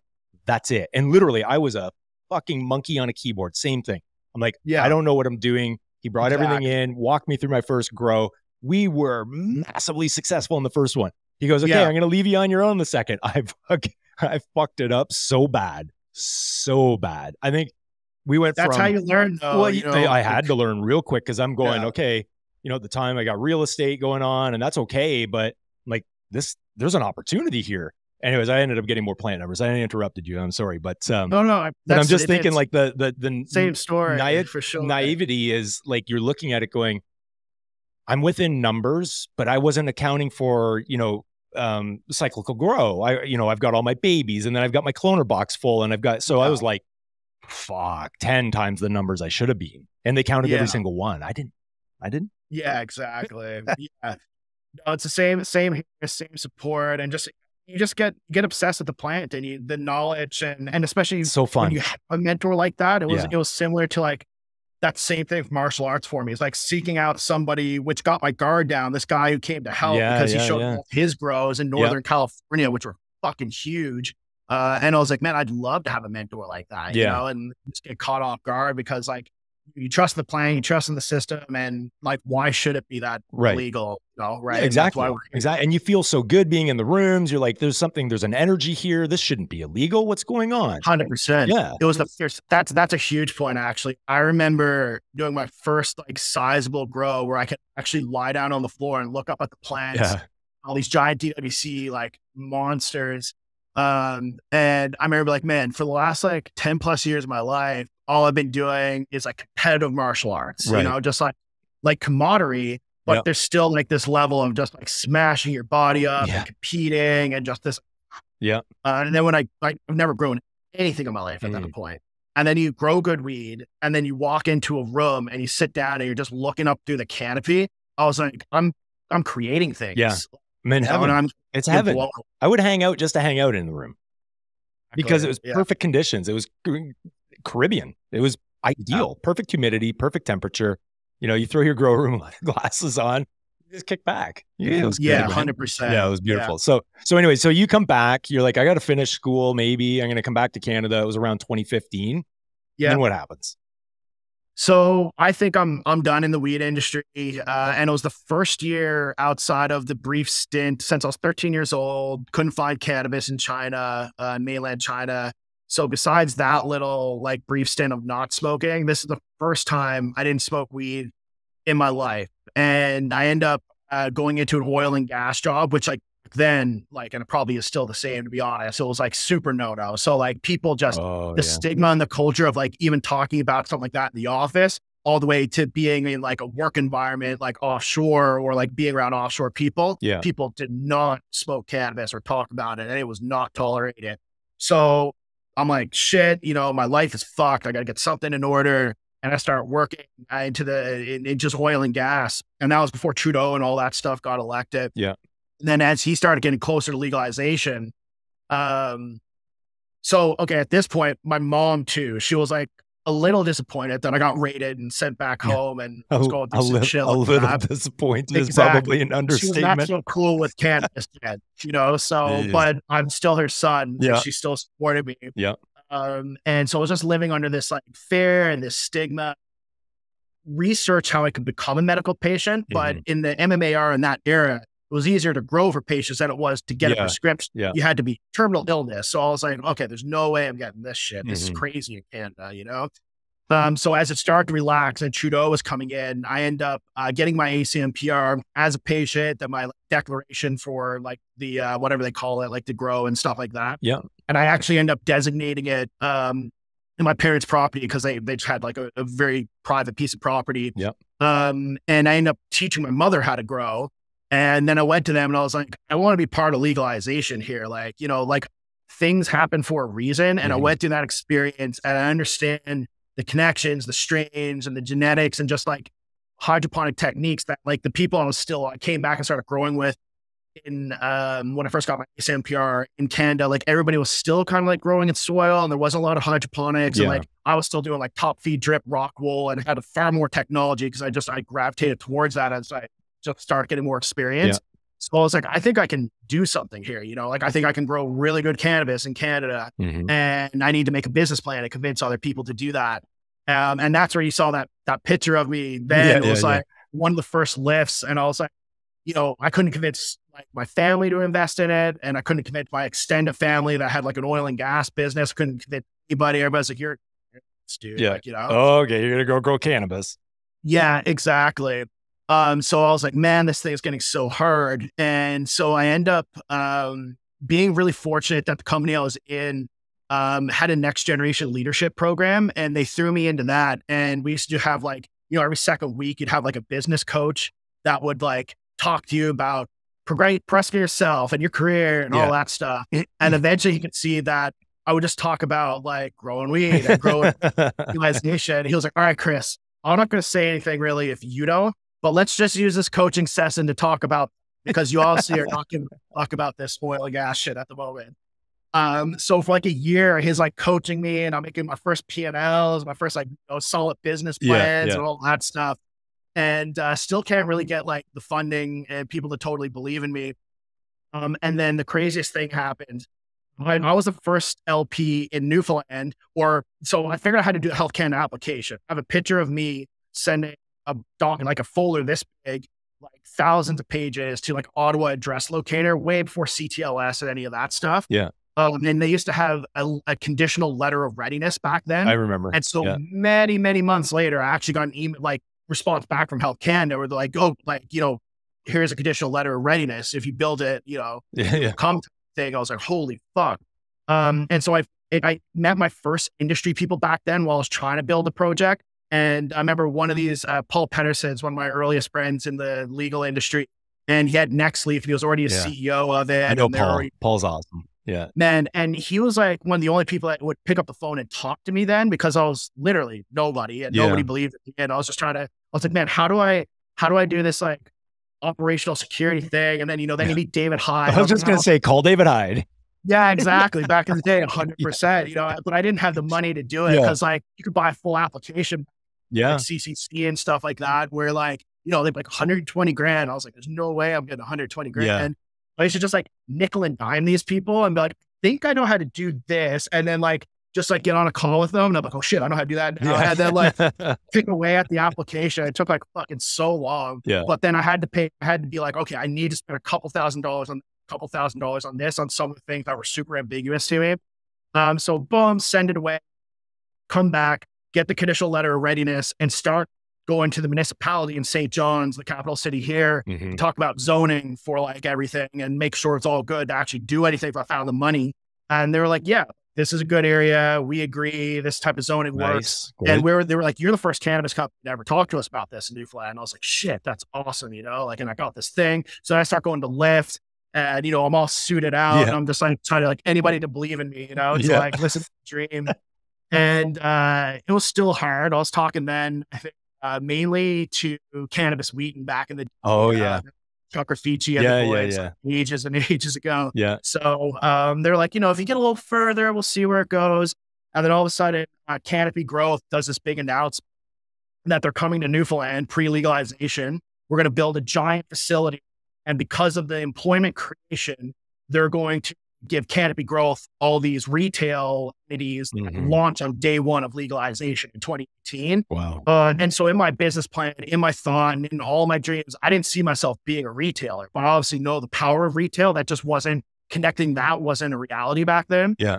And then I'm like, oh shit, like if Canopy could come to town, I know I tried to zone and create something here first before then. Who do I have to talk to? So then I figured out the department they dealt with, and they were like, look, if you can get any percentage of an equity investment from a licensed producer, we will give you the same opportunity. They'll get the faith in you. They'll buy a percentage of your company. You'll start construction. We'll let you open the stores first. So this changed the entire value proposition of creating Atlantic Cultivation. Wow. So then I went out to the market and I found 2 other Newfoundland families. It's a fully owned local company and redid my model, selling to myself, vertical integration, one market share going again. Everybody's numbers were obviously nuts, you know, back then. And they were like, this looks pretty good. You know what I mean? So you'd be like, you're fucking right. It does. I've been working on it for 3 years. Yeah, exactly. So I'm so stoked. And then, you know, Oxy was like, we'll buy a certain percentage of that if you find the rest of it here. So I connected everybody together, boom, government contract. Yeah. Then shortly after Canopy, a big announcement, we're going to create a facility. We're going to open our first store here. And then we actually end up being Spirit Leaf stores at first because they had a really strong relationship there and the team with Hugo and all the guys at Oxley. Yeah. So we opened up we're the largest franchisee at that point of Spirit Leaf. Eventually later, we rebranded it, but it was all good. Like we have a lot of respect for the Sundial and Spirit Leaf guys. Sure. Darren moved on. So that really just blew everything up, but it was still a slow roll. Like, you know, we opened most of our stores by the time the facility got built because the facility is 90,000 square feet, like brand new construction. So it took a while to build. Wow. Yeah. But it was so serendipitous, like for everything to come together that way and to go through that and then come here. Like, I'm not necessarily like a strong, like spiritual person, but like, I knew at this point I was put here for legalization. I was like, things do happen for a reason. And that just like made everything just solidified and have this phenomenal belief. And I think that belief helped attract so many people to my dream and stuff as well. And, you know, I'm looking at a tattoo here that says thoughts become things because, you know, I do believe in that type of manifestation. Yeah, absolutely. And it just worked out and it just changed my life. It changed my focus. And fast forward to today, like we're in full swing. We have 8 flowering rooms, 2 veg rooms, one clone room, 1 mother room, about 40,000 square feet of processing space. And with our retail entity, cultivation and processing, we have almost 200 employees now. Jeez. And we have over 550 active SKUs across Canada. And if you go into our stores here in Newfoundland, the Atlantic stores, between like it fluctuates monthly, but 80 to 85% minimally is all SKUs we actually manufacture here at the facility, direct ship to ourselves. Wow. And then we do partnerships with other people and we process for them and put them into our stores and they become house brands. So that's wild. Like, that's awesome, like, man. Yeah. So cool. Yeah, for sure. Well, I think that, you know, in one of these babies. Exactly. I mean, you guys cleaned up the last grow up for sure. I think like, Randy's got a good show going now. I really enjoy it. It's awesome. Go to the Edmonton one for sure. Yeah. I think that, we talk about that and you already mentioned about it is, your thoughts become reality. Right. And it's very true.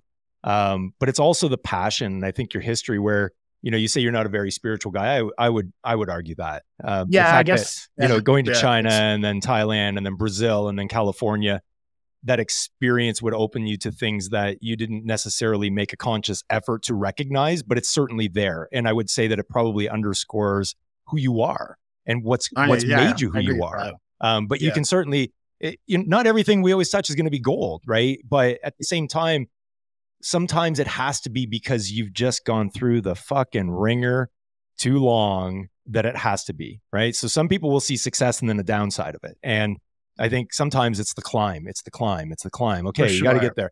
Oh, if I could just get an equity. And it's funny that you mentioned Hugo. Wes, I don't know if you remember. Do you remember Hugo Elves? You loved. So one day we're standing out back, 629 Eastern, black Alpina, BMW Alpina pulls up. I go, fuck, there's Hugo. And you're like, look at that fucking car. Yeah. Right? That was Hugo. Just as soon as you said Hugo's name, I just pictured Wes going, look at that fucking car.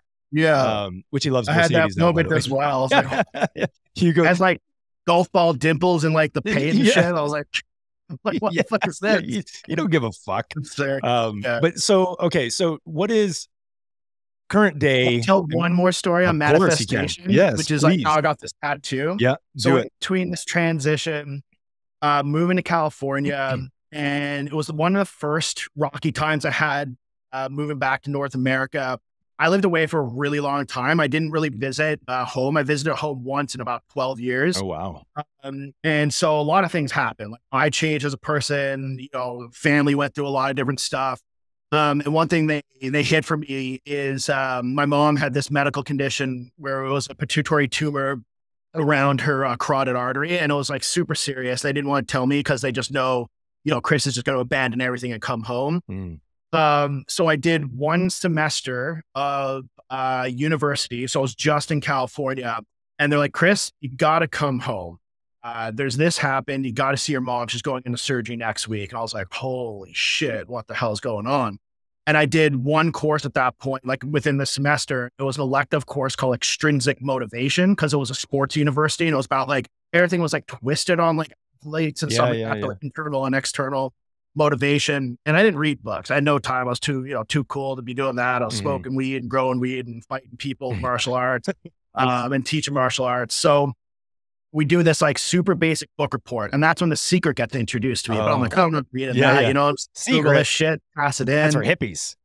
Yeah, exactly.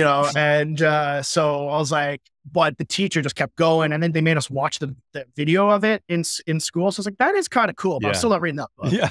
And then, so anyways, I go home and I get delays going back to, can't remember where first surgery was. It was either I think it was in Toronto. She had to go to like a specialized hospital they couldn't even do here and like cut her head off basically and shit. And so I go and they're delaying her on the gurney for surgery because I'm so delayed. And I see my mom 2 minutes before she goes in there and I almost miss her. She gets out. She's fine many hours later, but there's a lot of reflection going on at this point because I've been away for so long. Yeah. And she comes out. I stay for a couple of days. I'm like, maybe I shouldn't go back to California. Maybe I should stay here. And she's like, you're going back. You're finishing this goddamn program because anytime you ran out of money and fucked around, I'm the one to bail your ass out. So you're doing it. Like you're fucking doing it. You're doing this for me. And I was like, all right, I'm going to do that. I was like, I wear my kind of, if I'm in a bitchy mood, I look like, so I was going through customs. I had like a B something student visa. I go through and I'm all kind of like mopey and they're like, what are you studying? And I'm like, I don't know, man. I forgot. Like, you forget what you're studying? They're like, come here. And they put me in a fucking room and they are hammering me in the Toronto airport. I'm like, oh my God, like what the hell? Missed my flight. And I'm a little rude. And then I realized you should never be rude to these people. Never. Really never. Yeah, exactly. And at some point, I'm there for so many hours that I'm like, fuck this. Send me back to Canada. I don't care. Send me back to Canada. Like, no, sir, you can go. And I'm like, what in the fuck? They just let me go. And at that point, the Toronto airport, I remember, like, it was like an open air book, like convenience store bookstore, with all the books here. And you could go like this way to international, way to domestic or something. And there's like a couple bars there. And I'm walking by and I see The Secret and I'm like, it's just like looking at me. Yeah. And I am at the lowest point. Like, I'm like, I need some type of motivation to keep going. And I go and I grab the book, pay for it. And I'm like, I feel like an idiot because I'm like, I hardly read. And I'm like, hiding that more than weed. Okay, I gotta. Yeah, exactly. And then I'm walking down towards the international like gates, and some guys like just keeps waving me down. And he is huge. Like this guy's, I swear to God, 7 feet tall, full white suit, white hair, no idea who he is. What? And I'm like, me? And I'm like, so I go and see him. He's like, I saw you just bought The Secret. He was like, my name is Bob Proctor. I am the leading author of this book. What? And I'm like, what? Get out of town. Down, tell him my entire story. He writes in the back of it, like, he was like, Chris, you'll understand by the time you read this book what this meeting was about. He was like, and he was like, you know, just gave me these words of motivation. And so I already had like some tingles because like that gives me chills, man. That's crazy. Wow. Yeah. Get on the plane from Toronto to LAX. And this is an easy reading book. So you just smash it, right? Yeah. And I remember just sitting in my chair, and there's a point in the book where it's like, stop everything, say after me. Thoughts become things. Thoughts become things. Thoughts become things. And I land in LAX, immediately go to a tattoo shop, and I'm like, straight down the arm. Wow. And like, I put it here originally first, just because I used to get pretty tired. Like depression sinks in pretty deep when you're in the middle of like an actual competition. You're like, and you start doubting yourself. Like, man, I'm so tired. I can't keep going. I got one round left. Fuck. And that was really my issue. I was a better like gym warrior. And during this time, I ended up being like, I was part of Team Punishment, like training at Tito Ortiz's house and stuff. So like super like that's intense. The early days of MMA. Yeah. But I was just a gym warrior and a trainer, and didn't have a lot of success competing because people had that motivation. Yeah. Whether it was putting money on the table or just like, whatever motivates them, I couldn't. Sure. And that like to like push through these barriers when you got tired. Yeah. So that tattoo was originally just supposed to mean that to me, and I did the whole thing like positive manifestation, like thought boards. Yeah. You haven't stopped, have you? So Chris, I have. Come on. I know. Like, so I believe in it, but like, it's kind of gotten fucked up in a weird way. Cause like, I believe in it, but now I don't do the positive rituals part of it. Yeah, I know. But sometimes I like, man, it's like crazy. You know what I mean? Like, I'll be talking to you guys now and I have like another conversation in my head, and I'm dreaming, and I know I'm dreaming, and I have a conversation there, and I'm manifesting, but it doesn't always come through like the most positive way. Sometimes it comes out of this fear where like you reiterate potential negative conversations, and then I find they actually typically don't happen, but it's almost like this weird thing flipped. And it's probably because like I'm just way more stressed out now.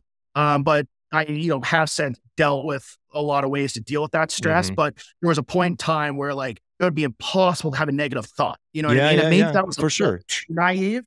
But like I still believe in thoughts become things, and manifesting people around you that believe in what you're doing and you believe in them. So that's remained true. But like waking up and doing like these morning rituals, I haven't done that in a while, which are powerful because that keeps. They're huge, man. Positivity. Tomorrow, here's your homework, buddy. Tomorrow is a new day. Agreed. I'll just know when you get up tomorrow and you guys do are talking to Mike, right? You've done it an hour before. Yeah. So we talked about that 100%. His fucking beauty, man. Yeah. And the more we got to know each other and talk about that, he uses the power of that in the most awesome way. Yeah, it's important. And so just know tomorrow when you get up, you're doing an hour before me, and I'll be joining you right after. I think it's important, right? Because we try to manifest that in, and then it works. And then we go, well, everything's good. Yeah. Right. And then the stresses of life, things continue to pile on. And don't get me wrong, I've been up and down. It's a yo-yo. It's like my dieting, right? Fucking dieting yo-yo, right? Yeah. And for sure. And I think that it's important to have these types of connections, right? Agreed. Again, with Mike and Jay Schwartz and these guys, like it's important to have these connections so that it's a checkup from the neck up, right? We always say that. When I was in 100%. Real estate studying how to be the most successful, you're talking Bob Proctor, like Napoleon Hill, like I've had to come right back to it because, running the podcast and High Flyer Media and doing all these things. And, we know we're in the cannabis industry. We don't get a paycheck, right? Yeah. But we know it will come. We know that for us, our success is being purveyors of information and having these kind of conversations and knowing that there is an audience, even though they may not comment on literally everything that you say, unless you say the wrong fucking thing, which we already know, right? But we already know that they don't comment. But every once in a while, this beautiful message trickles in from someone that you have no idea who it is. And 100%. it's reassurance going, hey, I caught that. I loved it. It was great. Yeah. That's all we ask for. We don't do that. It's not about us being popular to be popular or be celebrities in the cannabis industry. We don't give a fuck about that. There's really cool people with incredible fucking stories to share. And there's individuals outside on the fringe of this industry that have experience. Let's talk to them, because there's someone right now, Chris, that will catch this. They're struggling. They're close to CCAA. They're close to this. They're close to that. And they're going to go, manifestation. I used to do that. I'm going to try that again. I'm going to go back to that. So I think it's important. I really do think it's important. And I've got your cell. I'm going to be checking in with you in the morning going, hey, motherfucker, did you do it? Because I did it, right? This morning, I couldn't sleep last night. Back pain, pulled my back yesterday. I try to stay off all drugs, everything anymore other than cannabis, right? And I get up, and first thing I say, it's going to be a good fucking day. I go down, I get out of bed because I know I'm tossing and turning. I'm killing my wife, right? I get out of bed even earlier. I go down, I do some yoga today instead. Then I get into meditation. And then I'm like, okay, I'm going to get through this. We got to get into the studio. We got stuff to set up. We got to do this, and this. And then this is how it works, man. No, I was struggling today because like I was sick last week for a few days, and like there's a lot of just stuff going on in the office and things too that don't typically take my attention. Yeah. And it was hard, I was like, fuck, I gotta put on the smile. Fucking assholes want me on a podcast. No, but your head goes that way, right? But like this is what it's all about, having this conversation. Yeah. And what you guys are doing and facilitating the opportunity for this conversation and capturing people's stories, like it's going to be so critically important, because we were put here for this reason to do this and be part of it. Yeah. But it is also going to be very easily forgotten too. Oh, the transitions that people had to make, the losses that people had to take, the friends they find or didn't find, like it's happening now. Yeah. And you guys are creating this time capsule that captures these stories that like in 10 or 20 years from now, when everybody's grown into basically legalization, like they're not really going to understand money's flowing, people doing that. Yeah. It's, and that's what, Wes and I've joked before, and we think back and we're like, I don't even bat an eye at prohibition and legalization of alcohol. I don't even think about it. But I mean, if there's a cool documentary, and it's like, Al Capone ran moonshine across the borders and, some of these really cool movies, that's one thing, but who knows what will come? Is there an opportunity where we get to be part of making a documentary that includes Atlantic cultivation? Maybe. Hell yeah. Maybe. Yeah. Maybe we just manifest it, right? Exactly. I don't know, man, but I think. How come there's no like LP week, like reality TV show, Like give us time. Give us time. Like I think that it needs to be there. There is some cool movement in the US. It's funny that it always has to happen there. And I was thinking this last night. I'm like, when we started out with High Flyer, it was for the purpose of the only amount of marketing that really goes on is on socials right now. And you're catering to the audience of the bud tender, given the state of the, the regulations and everything. So you market to them, and you might get some cool, this is going to help. You see some grow up awards in the back, but really at the end of the day, there's not a lot of marketing that can happen, right? It's just not. So I'm thinking, why not us? Like, why not just create a network of sorts that has various promo activity or options available? We'll just fill the void. We'll just create it. Where there is not, we will create it. In the future, they may lax the laws. They may have a reform. Great. But in the meantime, who's doing what? Sample events, tether, grow up, all this stuff is great, but we're still catering to the nuclei of the industry. And eventually, the consumerism and not the mentorship and the camaraderie and the stories and, that side of it happens at those events. But like, coming here and just talking with you guys and sharing these stories, sometimes you get those connections at these events. Don't get me wrong. Mike had some beautiful conversations, but like, it's also very commercially focused. Like, like you would have to be on your game the whole time. It's tiring. It's tiring. People are the company's paying to get you there, and you got to do that, and it's, you know, about products. How many people did you talk to? Did you get feedback on this? Are you gonna did you scan that QR? Yeah, I get it, man. Yeah. Anyways, what's next for Atlancitc before we get into our final question, which is, I don't know if you've seen that we do this, but we ask you a question from last week's guest, and then you get to pose one to the next guest, and you don't get to know who it was, and they didn't know who you were. But anyways, what's next for Atlancitc? Wait, hold on. What's going on with Tikal? You guys have Tikal? Who's Tikal? Where's Tikal at? Maybe we can't talk about Tikal right now. That's okay. The Tikal team, I love music. You know, for me, like, same reason why you see all the cookie stuff there. Like, I love lifestyle and cannabis. Yeah. And that includes music. I love music. I love cannabis. I love doing what we're doing and talk about this. And Tikal is the same thing. Like, I see that in them. I appreciate what they're doing. You know, Method Man I got to go to his show the other day, and I was shocked, man. This guy is positive. He's just a random positivity. He's in fit shape, like just mad performer. It's Tikal, you know, like they love smoking dope. So I would be happy to collaborate with them. And you know, they're chatting about it for sure.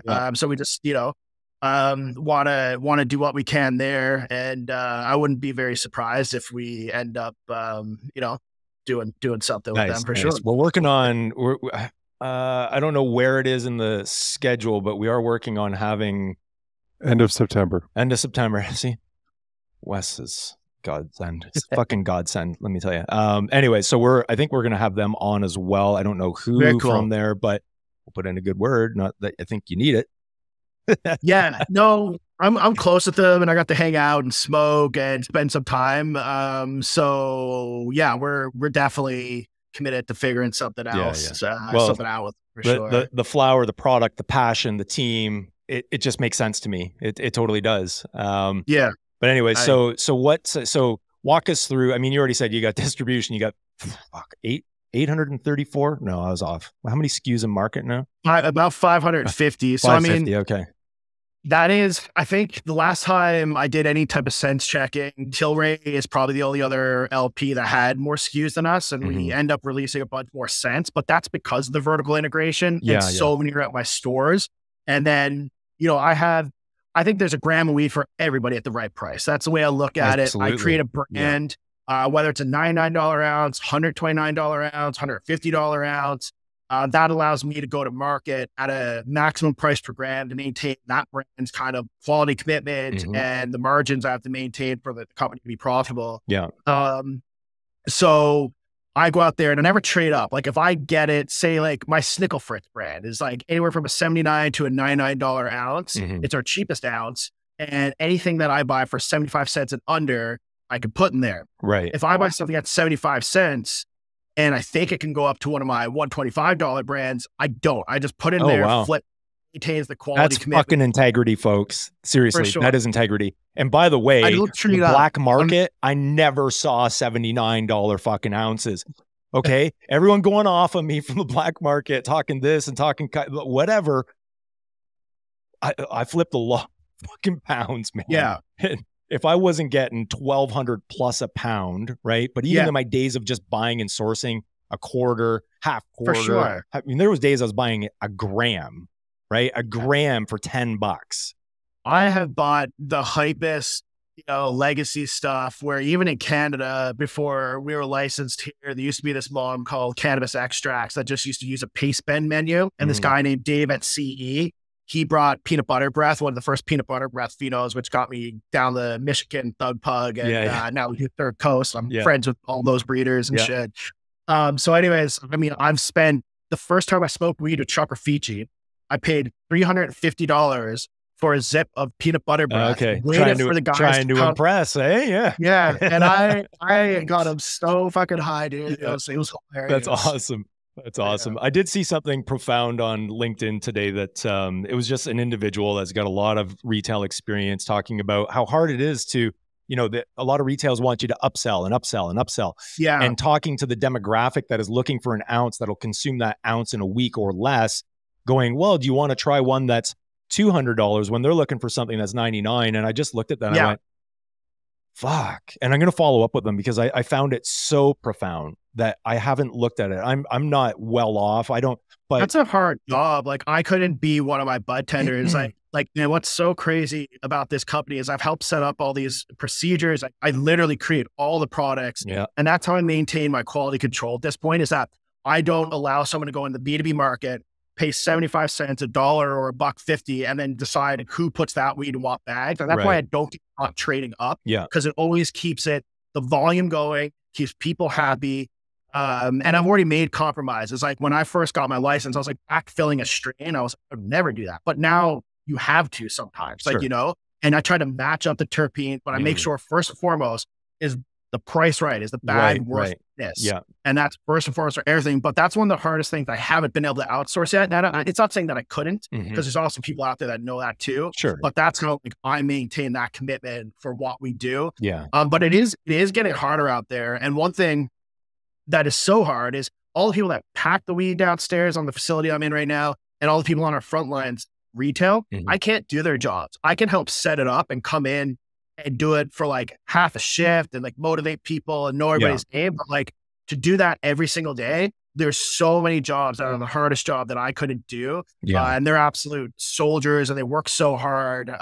And they make this whole thing possible. But retail is one of those, like being able to like have a smile on your face every single day. And then when you have a boss who's like, KPIs this month, and you're selling $200 ounces, or you're fucking gone. Like, you know, like that's not an easy conversation to have because people want a $99 ounce, you know?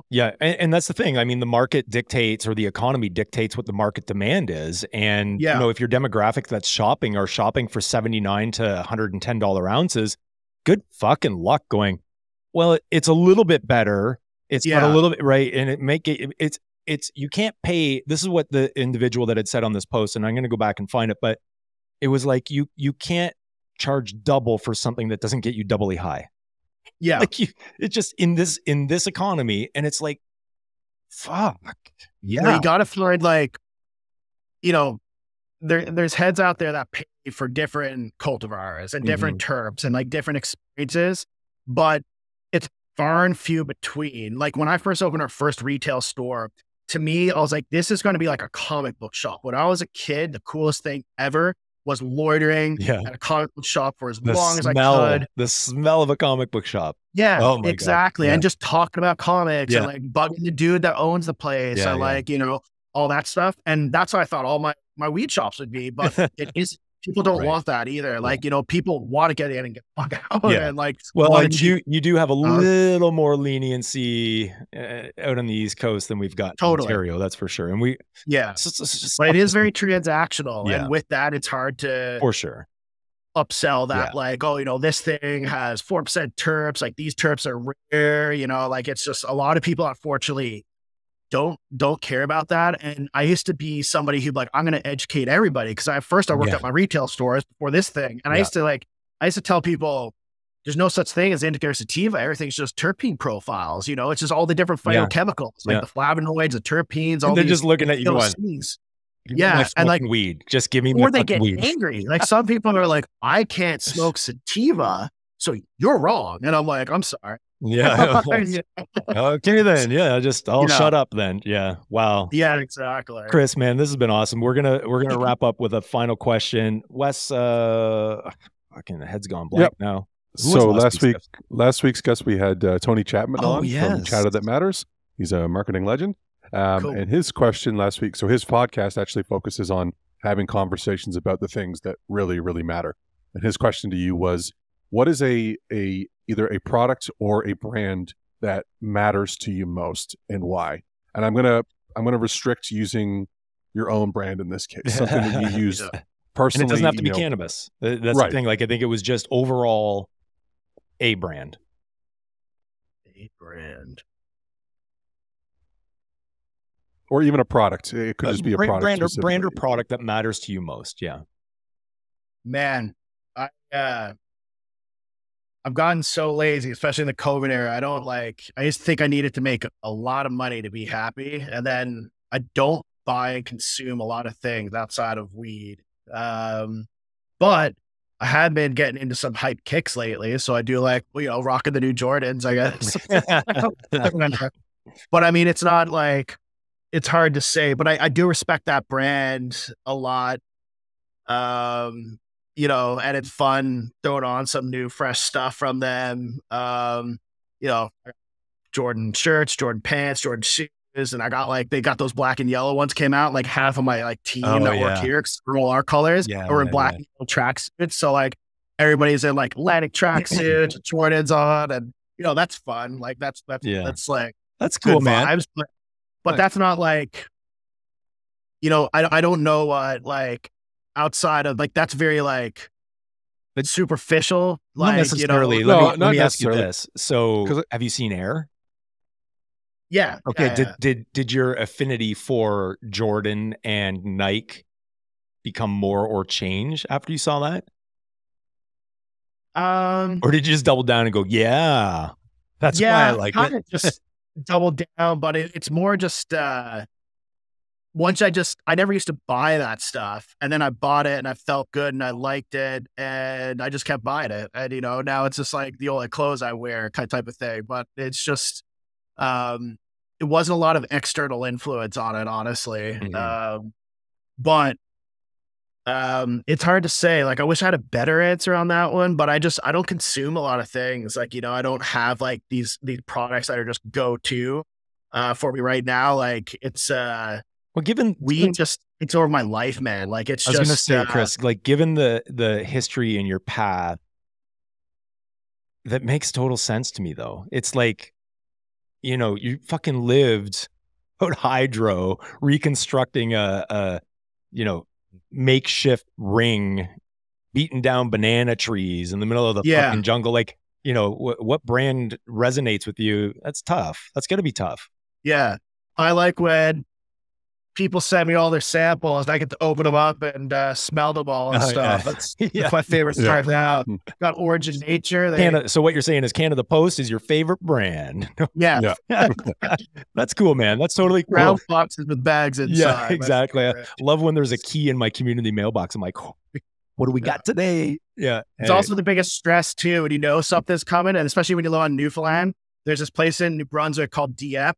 Everything gets Dieppe there. Yeah. Ruins your day. Like, you're just like, rockets in Dieppe. It's never coming back. It's the black hole. Yeah. All right. So now you get to ask a question of next week's guest. They may or may not be directly in the cannabis industry, but and it doesn't have to, the question does not have to be cannabis related either. So anything you might want to ask.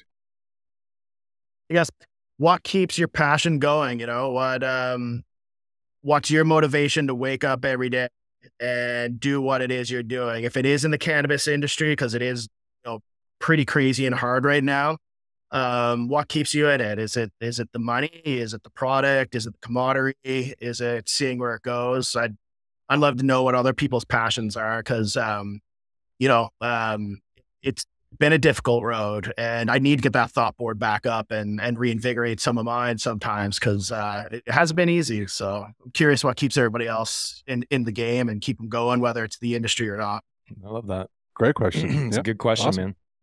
Chris, I could talk to you for hours, man. I can't wait till we can just hang. We can just hang and fucking... I'll be in Toronto soon. Are you guys both in the Toronto area? I'm about an hour and a half outside, but we'll make it work. If we know you're coming, like, you're always last minute. Well, I'm getting some plans to fly out tomorrow. I'm like, well, I can't make it to fucking Toronto tomorrow. I got to eat. This month, I'm going to go at least twice. I told the guys at the Can Executive Summit I'd go and do a panel there, and I got to do just some other stuff. And I'd love to, we'll figure it out. We'll figure it out. We're going to be with Mike for his dinner. Are you going to that? I don't know when that is. 100%. There we go. What event is he doing? I go to every one of them. It's the Can Execs Summit one. We're actually, Wes and I are chatting with Darwin tomorrow. He's not on the podcast yet, but we're gonna chat with him and see. But we'll be at Elkin's dinner. All the cool people will be there. That he puts together, honestly, like a legit awesome group of people that network. His meals, and he's such a connector like that, man. Sometimes you just sit back and see me, like, he's just chatting at the table. And I can see it with I look all around, I'm like, we did it, Mike. I was like, good, Mike. He's probably just sitting there, just in his glory, going, I did this. Hell yeah. Anyways, Chris, it's been fucking awesome having you on Legacies, man. You're a champ. I appreciate it, guys. Love this kinship that we've built and are building. Anything you ever need, you know where to reach out, and we'll do the same because I know that you got our back. Yeah, hell yeah. I appreciate it, guys. Thanks, I appreciate it so much. Thank you. Have a great day and get that vision board up. I know. All right. On the other side here. Take care, brother. Well, Wes, I feel better. Entered the studio sore, still sore, but my spirits are fucking lifted. They're like lifted. Some big stories. There. Some incredible stories. Holy shit. Kicking down banana trees. Like, what the fuck? I mean, like, fuck. So I said, like, he's explaining this, and I'm like picturing, have you ever seen the movie Bloodsport? Have you ever watched that? Yeah. Okay. So like as a kid, I watched it on repeat, right? Kickboxer, Bloodsport, all of those movies. But, between Rama and Chris, holy shit, like these, Well, that's the thing, right? Like you'll scroll through LinkedIn or you'll scroll through Instagram or see posts and you'll see, oh, there's Chris, COO of Atlancitc. Yeah, right? especially with the picture you posted of him today. Yeah, but then you don't.